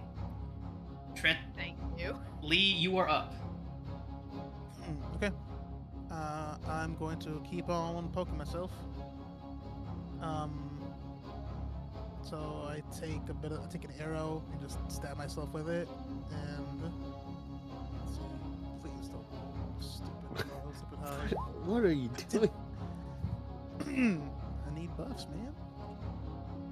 Alright, so now that's funny. Oh no. Wait, what was it concentrating on? It must have been your the thing holding the Yeah. creature down, right? Is that not concentration? No, nothing. I have Okay, good. concentration. Mirror image is in concentration, right? Yeah, it's not. Okay. No concentration, it looks like. I don't know why I had that on. I'm gonna go. I think this is probably just automatic from the bot, if I had to guess. So I'm gonna go 30 here, and I have the frozen right on the crossbow, and I'm starting to shoot it. 26 shooting it? on her. So now that we are in official initiative, I'll wait until her turn, but after her turn, she will have cover as long as she's in the house. It is chilly. She needs her covers. 26 to hit. Yeah, 26 she probably hits. has. I was gonna say she might have her pajamas on still, man. Yeah, I mean, you need some kind of, warmth against Yeah. the chill. For 9. Potentially relevant question. If we hit within the cover margin, do we hit her house? Yeah. That is a good question. I will say yes. If you hit and the 2 hit is better than the house's AC, but her cover blocks it, then yes, you can hit the house. That's good. So if after her turn, she will likely retreat into the house, in which case she'll have 3/4 cover. But if your attack beats the 16 AC of the house, but doesn't beat her, then you can hit the house. We'll do it that way. Furthermore, there's also a porch around the front of the house that you can get onto without actually entering into it if anyone wants to be the big brave and get up on there. But anything else from Lee? Oh, that was the first attack. 3 cold, 6 piercing. Okay. And then 15 hits. 15 hits. Okay. 3 cold, 8 piercing. Okay, good stuff. And he's just gonna back up for now. Then Lee's turn. Okay. So the house's speed is 0, huh? Yes. And it All has right. to make a dex save for the web. It gets a 5 on its dex save. Alright, it's grappled. Okay. So it is the house's turn. So, interesting. So you all see it begin to shift back and forth. You see pieces of the root system beneath it kind of wrench up from the ground and try to push itself up. But all the while, there's this energy force binding it and keeping it down, forcing it back into place. It cannot rise up. And so, cannot move. Now, what it will do, though, is use one of those legs, one of those arm pieces, to rip up out of the soil and grab a hold of a boulder that is nearby to the house. Oh, Lift it up high over the head of the house and hurls it at Bolivar. No. Alright. Bolivar, it's a 17 to hit with that rock. Alright. I will shield. Fantastic. That gets you up to 18, right? Yep. Fantastic. That gets me 16 plus 5, 21. Oh, nice. I'm seeing 13 on... Oh, because you have mage armor on. Hell yeah. Yeah. Hell yeah. Okay. Alright, so Okay. I'm down to 3 first level slots. At the end of its turn, it will save again. What kind of save is it? Dex. At the beginning of its turn. I did that against the web. It gets to save at the end of its turn Right. against the Blood Hunter ability, right? DC 14 struck save, I believe. For that. Ugh. It gets a 12 on the strength save. Nice. Wow, this thing has an enormous strength. You all were not mistaken in assuming that it had that, but it can't get there. So we continue. All right. Bolivar, what do you do? Okay. I'm gonna ride my steed up here. Your steed? What are you riding? The Phantom Steed, remember cool. I said? Yeah. God damn, this is gonna be hard. So the house hasn't risen up yet. It is still on ground level. You can climb up onto it if you want to. Okay, I'll get off my steed and climb the house and try to mind whip Baba. All right. Baba Yaga. She lets loose a wordless screech at you, and you hear the mewling of a baby coming from within. Oh, hell no. Not with children. There is a child. I'm gonna climb right up. Okay. And So I will, are you going into the house? Yeah, wherever I hear the child screaming. Okay. That is All right. my weakness. So intelligence saving throw on her. Tasha's mind whip.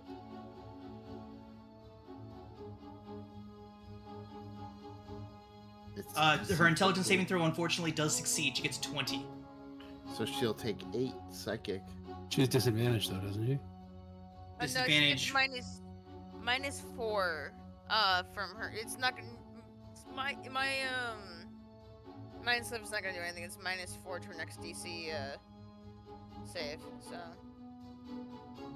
it's not gonna Okay. do much really. So What'd she get? DC is 15. It's a 20. yeah, Yeah. All right. even if this she is gets good. 16, it sucks. but- I'll still run up the house. I'm gonna look for where the child is screaming from. Okay. So in the middle of the room Child, is a ghastly wooden crib with a small, angelic-looking child sitting in it, screaming and crying. I will try to move up to it, and that will end my turn. Baba Lysaga lashes out at you and screeches to stay away from her baby Strahd. Baby Strahd. Strahd. Baby Strahd. What? Oh God, no! I had to. Remember this when we get into the crypt. That's where Mommy Strahd is. Oh my God, you have no idea. I worked at Barnes and Noble where they had the books and the toys for a year. I heard that song every day at least a dozen times. I still don't know the song. Thank God. Baby Strahd. But I'll Physically I'll end my pains turn me. there. Okay. All right. Here comes the TPK. Y'all earned it. Yay! Okay. But right to freaking ties like I just got here. All right. You warned him. Okay. So Bolivar, she screeches at you and lashes out at you. She rushes over to you, Bolivar, from inside of the hut. We'll assume that anybody that is on top of the hut token is in the hut and therefore can be reached by anybody inside of the hut. So, she rushes up to you, Bolivar, screeching and howling for you to get away from her baby. And she is going to pull no punches. And she is going to cast Finger of Death. I need you to make a Constitution saving throw. On Bolivar. Finger of Death, huh? Okay. Constitution Wow. save. These bites. Oh man. Yes, let's give that a shot. Constitution saving throw, huh? Come on. Oh, you succeed. Okay, good stuff. That is her 1 7th level slot gone. Fantastic. All right, That boom kills you. that could have killed you. Yes. How much do I take? Half or? You take half of the 53 damage that it would have done to you. Oh boy, that would have killed Okay. So half of 53 is. We'll have that down 27? to 26. Round down. 26 points and no additional effects. That is her turn. Aurelia. Oh boy, I am going to have to move up to here. Let me see if I'm within range. That's fine. I will still cast,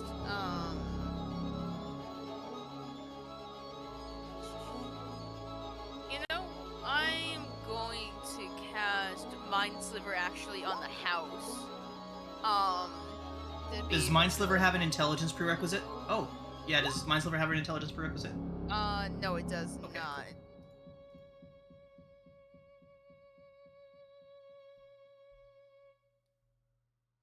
Int save? Yeah, intelligence. Not a. It's a 7. Thank you. All right. Minus 24 from its next saving throw. Okay. And I'll end my turn. At least the house is stupid. Right. Imagine if it had like a DC, like an int 20. Oh, recite no. Shakespeare as it murders you. No. Ron, you're up.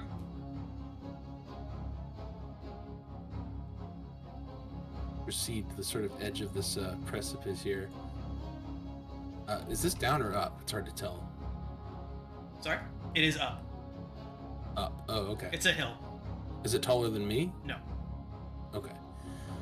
I would like to shout to Bolivar, get out of there, you idiot! It's not a baby! As I line up 2 more bolt sharpshooter shots at Baba, if I can. Okay, Can I yeah. see her? Yep. Since the house is down between windows and the door, you all can find angles that you need to, but remember she does have 3/4 cover now. I do ignore cover. Oh, look at that. That's a hit. 18. Wow. Okay. Hits are big. It's a hit. Ooh. Yeah. Pouring on that damage. Fantastic. You all might make it through this yet. 2 big hits to the chest. As... You know what? As Carlotta kind of shuffles on over here and just starts pounding the hell out of this skull that's restrained. Nice. Advantage on those attacks. It's a hit. 9,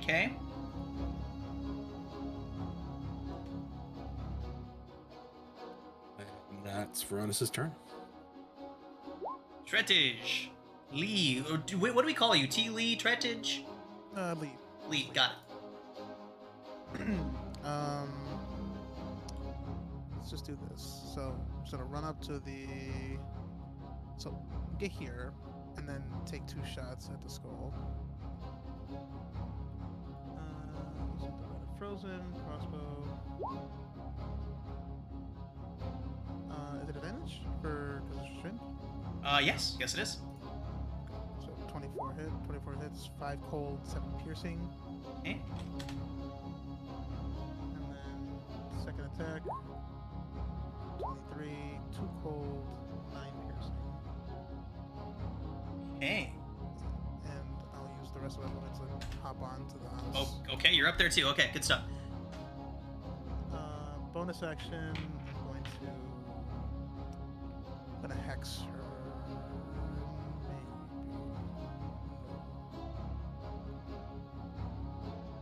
No, okay, I'm good. Okay. The hut obviously can't attack anybody that is on it, so it doesn't get it doesn't get to save against your Blood Hunter ability until after its turn, right? Yeah, and the end of his turn. Got it. So it's gonna huck a rock at who is the big winner today? Aurelia. Oh, wait. Incoming rock. It is a 16 to hit Aurelia. I'm gonna cast shield. Okay. Y'all are doing good. Good stuff. Rest. Alright. Just So assuming. strength save again. There we go. 23. It breaks free of the spell that has it held in place and finally uproots itself and begins to waddle about the area. Bolivar, you feel the house get up and begin to move. What do you do? Oh boy. I'm trying to go inside to see if I can find where the crying child is. Okay, so I assumed you were already in the house, and so here's what you see. So just for future reference, unless you specifically say that you're staying out on the balcony, once you've entered the space of the house, we assume you to be inside of it. Okay. Okay. So the hut is 15 feet on a side, and it's packed with old furniture. There's a wooden cot, a wicker cabinet, a slender wardrobe, a wooden table, a stool, and a barrel-topped wooden chest reinforced with brass bands, and an iron tub stained with blood. The middle of the room has that ghastly-looking wooden crib with the small child sitting in it. It's rocking back and forth, laughing and giggling happily as you all murder each other about it. The furnishings, except for the crib, are all bolted to the floor. Beneath the crib, a green light seeps up through the cracks beneath the rotting floorboards. Okay, weird. I will run to the crib, grab the baby. Your hands pass directly through it, as it is an illusion. Oh, mother bitch. Alright, well, I told you so. Mother bitch, huh? Mother bitch. I will run out.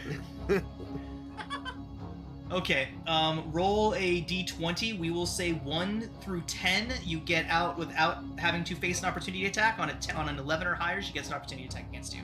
Okay, fine. Not a problem. It's so rare that Veronis' raging paranoia gets validated. Right. All right, she 17. is gonna lash out at you with her staff. Okay. It's I only a will, 7 to hit. That misses. All right, cool.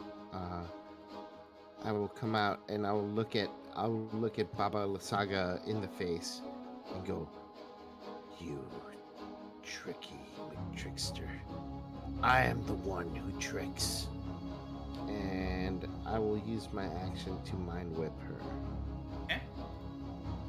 So intelligence saving throw. Down 1 slot. And she's been mind whipped, so her 8 turns into a 4. She fails. Sweet. All right, 7 psychic, and you know the deal. I will continue to work my way down the house. I don't know how much movement I have left, but I'll try to get back. So it hasn't risen yet. It's just freed itself. The save was at the end of its turn, so it is still on ground level. Okay.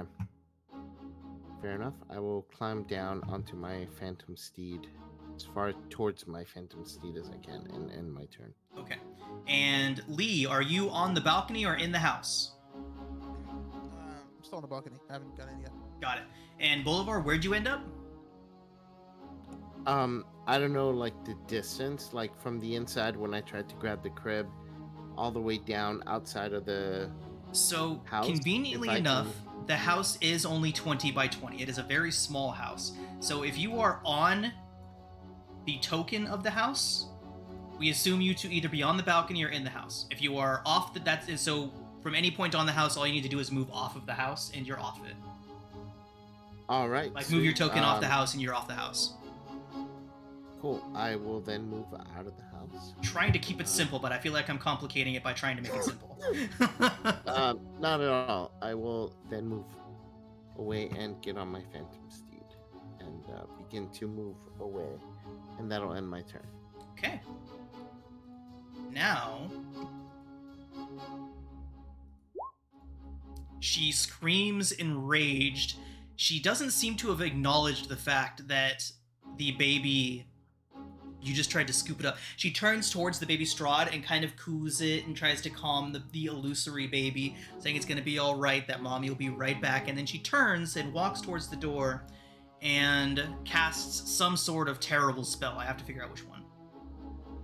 So it's just awful. It's just going to be yeah. bad. Just be ready. Let me just figure out which of like the 5 or 6 terrible spells she's got and use it. She opens up her menu. Yeah, right. You see like a little digital menu appear in front of her, and she starts Oh my scrolling through a God. list of spells. You start seeing meteors come from the sky. So she's getting pretty badly hurt. So I think she's just gonna go for the nuclear option here and upcast.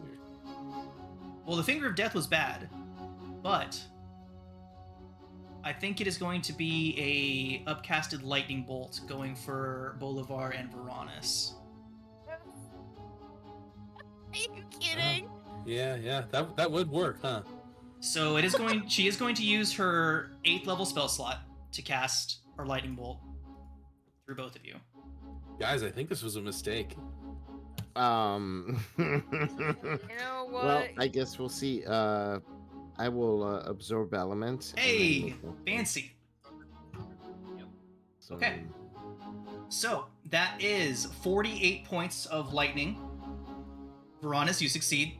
Have that down to 24. That's not bad. Not bad at all.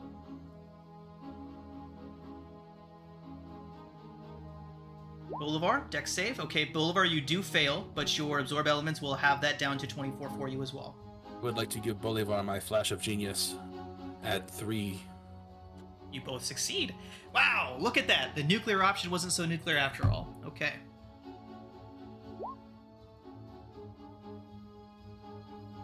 So that Sweet, is so her 12 then. 7th level and 8th level spell slots gone. And you all are still very healthy. Very nice. Okay. Aurelia. Oh, my token's busted. Oh. What's wrong with it? Oh, damn. Disintegrated. No, the health wasn't updating. I think my web might be going away. We'll see. I'm gonna kind of climb down toward the entrance here. If I am within range. I'm gonna cast Bane on both the house and Babala Saga. Okay, charisma saves from both of them. Yep. Baba Saga's charisma save result is a 14. Yeah, she beats that. The house's charisma save result It's very charismatic. is a 12. Bodies. Alright, minus D4 from all of the house's saves. Okay. And I believe... No, I can't make the fail. No, I can't. No. I was thinking it could make the saving throw again, but it doesn't look like it can. I'm also going to give Bardic Inspiration to Bolivar. I'm going to end my turn. Okay.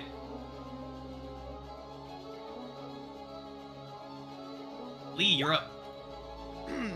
Okay. Putting away the crossbow. Wait, did we skip Veronis? Did we? Oh, Veronis, your token got deleted, so you dropped out of the initiative. What was your original initiative? Oh, it was 4. Go ahead and re-roll initiative, and we'll put you down to 4, and it's your turn. Whoops. Yeah, I'm just going to, rat-a-tat-tat. Oh, yeah, I forgot the D4 applies to attacks as well for the house. Okay. Social inspiration. All right, that's a hit. 16. Oh, you all are putting in the damage. It's a hit. Fantastic. Jeez. So much damage. She is looking really rough. Is this all going to be over in 3 rounds, everybody? That would be impressive. If she's looking bad, Yeah, she's looking real rough. Tell Carlotta to drop what she's doing, climb up, and go for the hug. Okay. 18 hits. 7 force, okay. She's still standing, but boy is she looking rough. Okay. That do I will just move away over here, and that's my turn. The house is gonna kick Bolivar in the face. Ooh. Skip my turn. Oh, sorry. The house is gonna kick Bolivar in the face after Lee's turn. Oliver, run! I can't see anything. The house is in the way. Here. Because it's on the house initiative, that's why. There we go. Just gonna run in, put the crossbow away, so dueling is now active. Flank with Carlotta. Does that give me? Does Carlotta give? Yeah, advantage Carlotta can give for flanking. Okay. And then I'm gonna hit it with a booming blade. Wing blade. Works. 20 hits. Okay, so that's 6 lightning from Rite of Storm, 2 from dueling, 6 thunder from booming blade, 1 slashing from the sword. And How do you kill her? Oh. Oh! Alright, so just an explosion, that's all you guys hear from the inside of the house. Blood splatters against the windows inside. Is the house still animate? I would assume so. The house comes to a screeching stop and then begins to thrash about wildly. Oh no. This is not good. I guess. How do I even attack the house from inside? Swing all weapons. around you. Sure, I'll find like a bit of I don't know, bark perhaps from. Is there any like pieces of the house like just kind of like sticking out from inside this building? What do you mean? Kind of like just like is there like a do I say like, you know, what do I hit in here? Is there anything that's not like a part of the house in here, but like a part of like the moving creature? So, I'll describe what you see inside again. All the furnishings are bolted down. It appears that everything is designed to move with the house when the house gets up and goes. There's the rocking crib in the center of the house. The illusion of the weeping and mewling child disappeared as soon as Baba the Saga did. But that green light still erupts up and out through the floorboards. Okay, so I'm gonna use because I can attack with my bonus action because of Mystic Frenzy. I'm gonna attack whatever is. I'm gonna attack the floorboards just to see if I can expose whatever is on there. Okay. I can see 10 to hit the. You strike the floorboards, but unfortunately you do not penetrate. Okay. So I'll work on that. Let's see what's going on there. That'll be my turn. The house kicks Bolivar in the face. Yay. Okay, Bolivar, that is going to be... There it is. It's a 27 to hit. I think that hits. It Thanks, is Aurelia. 37 bludgeoning, and you are knocked back 10 feet. Only what the- 37. Was I go down? It then picks up a rock and hurls it at Aurelia. Aurelia, 21 to hit. Yeah. That will be 26 bludgeoning. Oh my god, thank god for the 9 temp hit points. The house then begins to wildly buck and shift and shake itself around. I need Lee and the Steel Defender to both make dexterity saving throws. Okay. The Steel Defender drops prone. It's not good. She's like a turtle. Bolivar, death save. All right, here we go.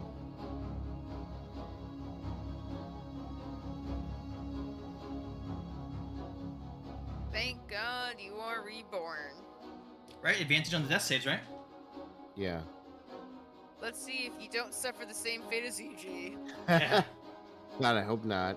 That was just brutal. Yeah, that was. I saw what happened. I'm like, oh, jeez, that's brutal.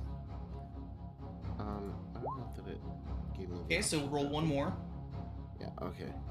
Yeah, I was wondering. Wow! At least it's the damn. 8, right? At least you get the 8. Yeah. Wow! How is that Okay. possible again?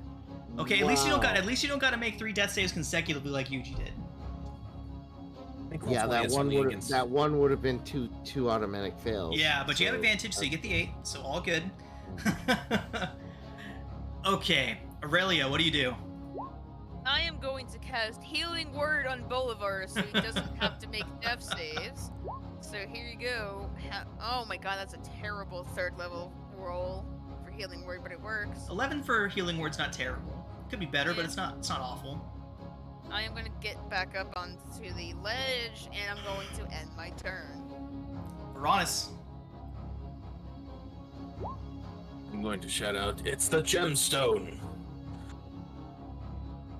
Hopefully Lee hears that, and I will... Well... What will I?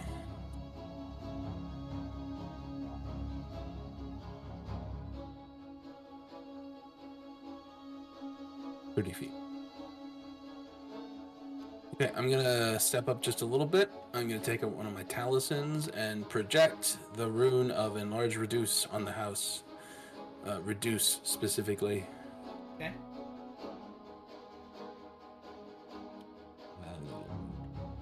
What is my 14 DC?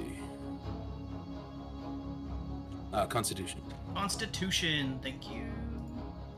Result is a 17. Okay, well, I tried. Great, no? And it has to do with minus D4 for all saves, so Oh. because of Bane. Who baned? I banned. Go ahead and roll it.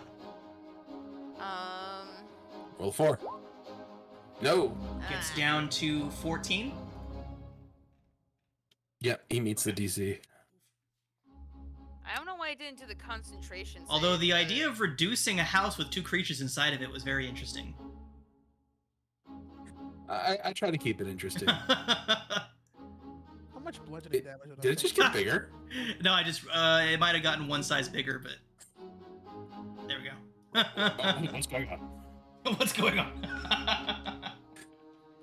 So I'll have order Carlotta to try to smash the floor into as many pieces as possible, trying to extract this stone Fantastic, make some that is attacks. presumably beneath there. You crack through the floorboard. Once you look down below, wrapped up in vines that seem to writhe and move over is a green. What's that shape? Like an oval green gem, just sitting amongst all of those reeds and branches and whatnot. Okay, I'll yell out, "Grab it, Lee!" And that's my turn. Lee, Okay. Does it look like I have to cut it out, or do I have to actually just like, can I just pull it out? it seems to be sitting atop all of those twisting and writhing vines. Oh, so can I try and pull it off? You can certainly try. Yeah, let's. I'm putting all my stuff aside and using all 4 arms to just pull this off. It pulls away easily, and as soon as you detach that green gem from the surface of the house, you hear a kind of a moaning sound, and the house comes to a lurching halt, and then tips face first into the muck, and is still.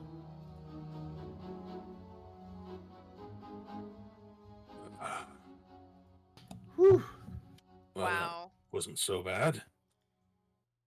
So I've been up against Papa Saga before, and the house itself one-shot a barbarian. Yep. Yep. Yep. So it has multi-attack, and it can attack with those legs 3 times. There was just nobody close enough to continue smacking it with. So let's see what that That's looks what- like. Yeah, that's what killed it in one shot. 3 massive stomps. So 3 consecutive attacks. The first one's a crit, the next one's a 29, the next one's a 29.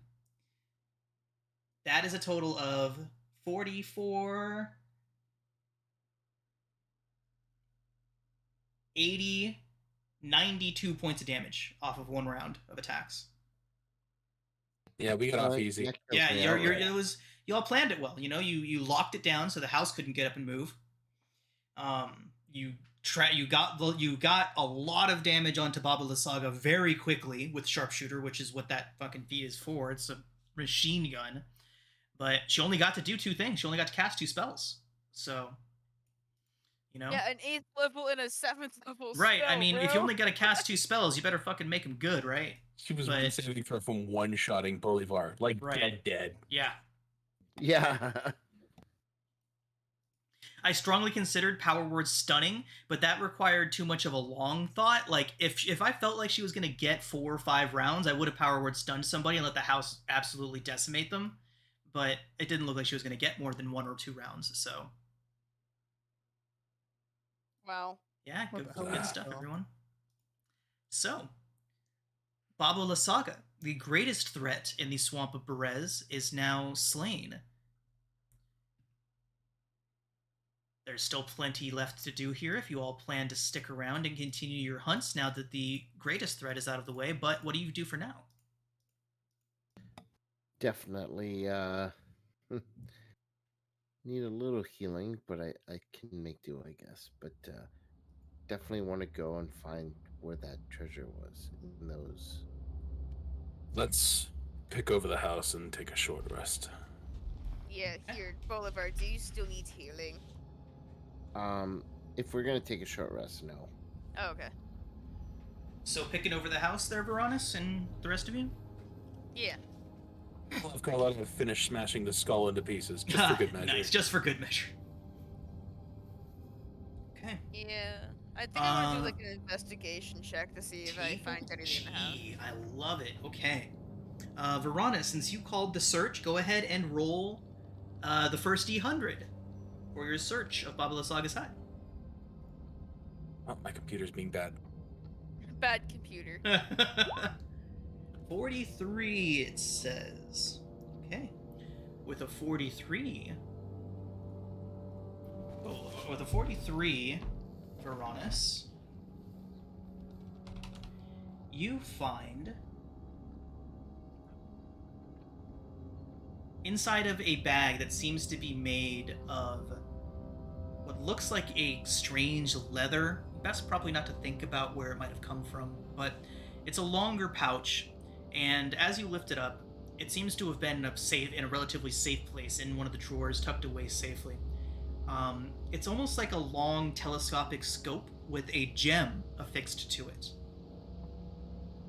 When you take your short rest and spend some time to identify this item, you recognize it as a gem of seeing.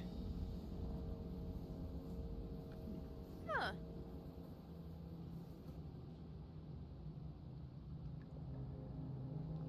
True sight. True sight. Oof. Holy- As vision spells go, that's a pretty good one. 3 charges of true sight. That just sounds like an item. Recharging for you. 1d3 at dawn.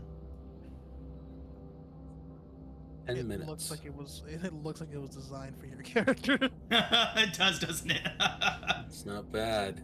Another cane attachment. I mean, don't tempt me. Probably don't want to put it on the cane I'm currently using as a battle axe, but What do you mean? Okay. You know, just use the thing on one side and then the axe on the other. Who wants the second D100? I'll take it.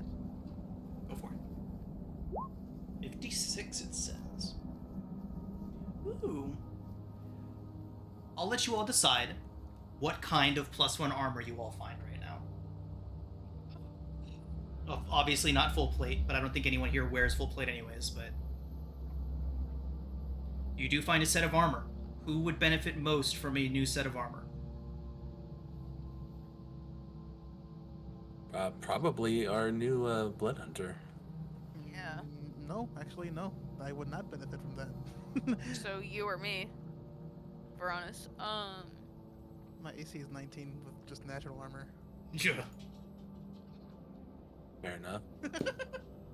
What kind of armor is it? Or is that That's what I'm we're saying. deciding? Like, that's what we're deciding right now. It just says +1 armor. We got 2 rolls on DMG table G, and it says a set of +1 armor. So, Well, it would be medium armor, I think. For anyone involved, really, because Bolivar, you can't wear armor. Is that right? Wizards can't get armor. So, and we both wear medium armor. So, I only wear light, not medium. oh, I thought Bart's got medium. No, it's with College of Valor and College of Swords. You Valor. both get a medium. Well, what's your AC? Because I have enhanced defense on my armor right now. 13, so I'd probably go for a +1 studded leather, but... Yeah, so I think Aurelia should have it probably. Alright, cool, thank you. go ahead and drag on the appropriate armor onto your character sheet, Aurelia. So +1 studded leather is the best you can get? Yeah. Okay. Go ahead and drag it on. You know how to do that, yeah? Yeah. Okay, cool.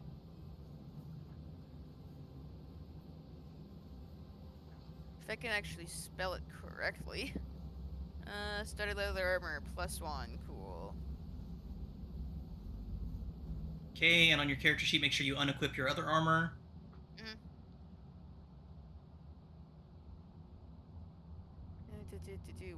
There is my leather armor.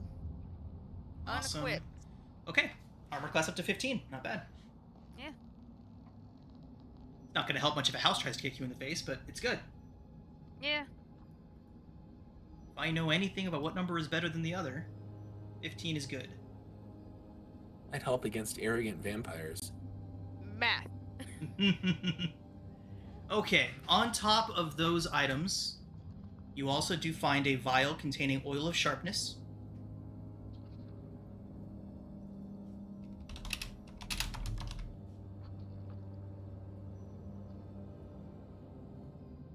You find 2 spell scrolls. One for Mass Cure Wounds and the other for Revivify. Oh. That would have been handy earlier, I know, but this is where we find it. Pain. Pain. To be fair, we don't have a diamond, so Yeah, we don't have diamonds worth 300 gold, I think, just yet, so... Does the spell scroll cover the diamond, or if you still need the diamond? I believe you still need the components. I'll double check though. wait, what? +3 bonus to attack and damage rolls? Yeah, What? that's what it Yeah. does. Lee can have that one. I mean, if you guys don't, grabs it. Without having to provide any of the spell's components.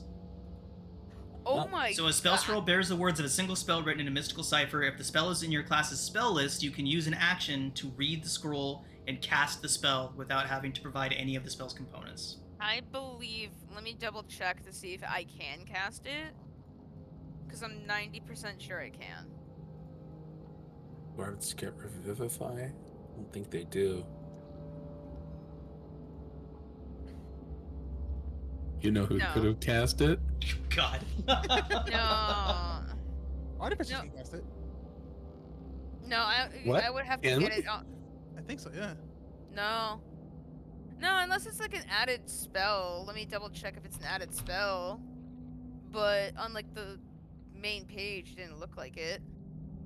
No, I can't. Yep. Revivify. Artificer, Cleric, Druid, Paladin, Ranger. I had no idea Revivify was on the Artificer It's spell on the list. it's in the spell description. Okay, shit. Well, there you go.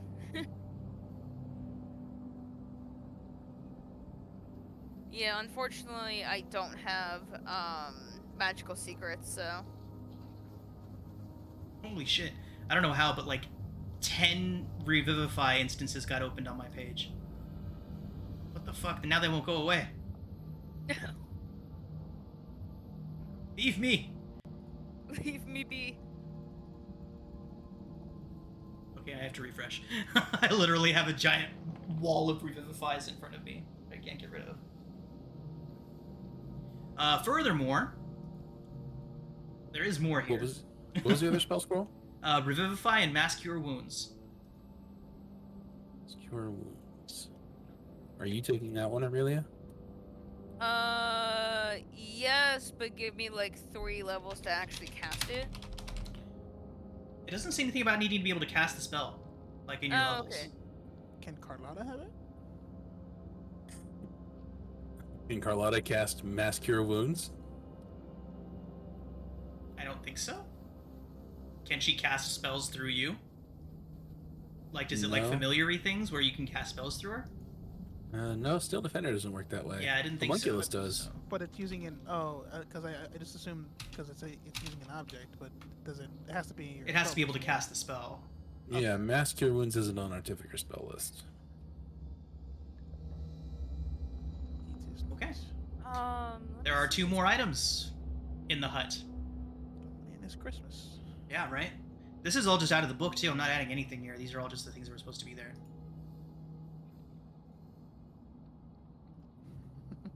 Stones of Good Luck. Mass Cure Wounds. I can. Oh, yeah, I can cast that. Wow, Alright, cool. okay. They're just, like, dumping the power onto y'all. Cool, cool, cool. Yes, let's go. Yeah, that looks like right up Aurelia's alley. That's crazy. What is that? Basically, I can cause people to do, to get frightened by me. So what? Yeah, it's basically it makes a sound of like those Aztec flutes, the one that sounds like people screaming. I Oh, am proficient nice. in flutes. Nice. Who wants the skill stone? Here, let me add Pipes of Haunting to my Wow, you're all group player items just went from went from 2 items to like 6 items.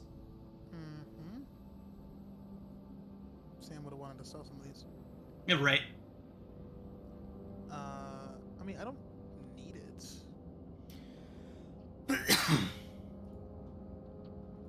This is just from earlier. I just hadn't shared it to the compendium yet. Yep, that's my cane axe right now. Because, I mean, Varanus likes skill checks, but I have lots of magic items, so... Yeah, I was gonna say, I would give it to Bolivar, since he doesn't have any magic items yet. You want a Bolivar? Yeah, I would say that. I mean, it's saving throws plus, ability checks, so... Because I already have Jack of all trades, so I don't technically need it anyway. Base, you there? I haven't heard you say anything in a while. Base. Base, are you muted?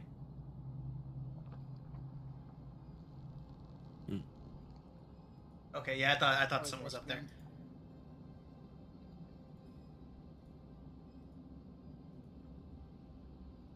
Well, all right, everybody. As you all... we can discuss it in Discord. Right, definitely. But after defeating Baba Lysaga, going through her belongings, I think this is a good spot to call it a session. When we come back next week, you all can decide whether you would like to leave Berez or if you'd like to continue your little treasure hunt. You know, you started with the big boss, so it's only downhill as far as difficulty from here, right? In theory. In theory, indeed. Surprisingly clean. Yeah, it was some good planning and some good luck on your side. Made it very quick, and some good hits from Varanus definitely helped. Those dealing 20 points in damage per like 40 points of damage per turn consistently to a creature with only 120 HP. Like, yeah, she went down quick. Well, you know, the thought had occurred to me as we were going on, at least until Lee joined the group, that Varanus was pretty much the only major damage dealer on the team. Yeah. Cool. So... All right, everybody, especially since we seem to be having some technical difficulties, let's go ahead and call it there. When we come back next week, and you all can decide if you'd like to continue exploring Berez or move on to the Amber Temple.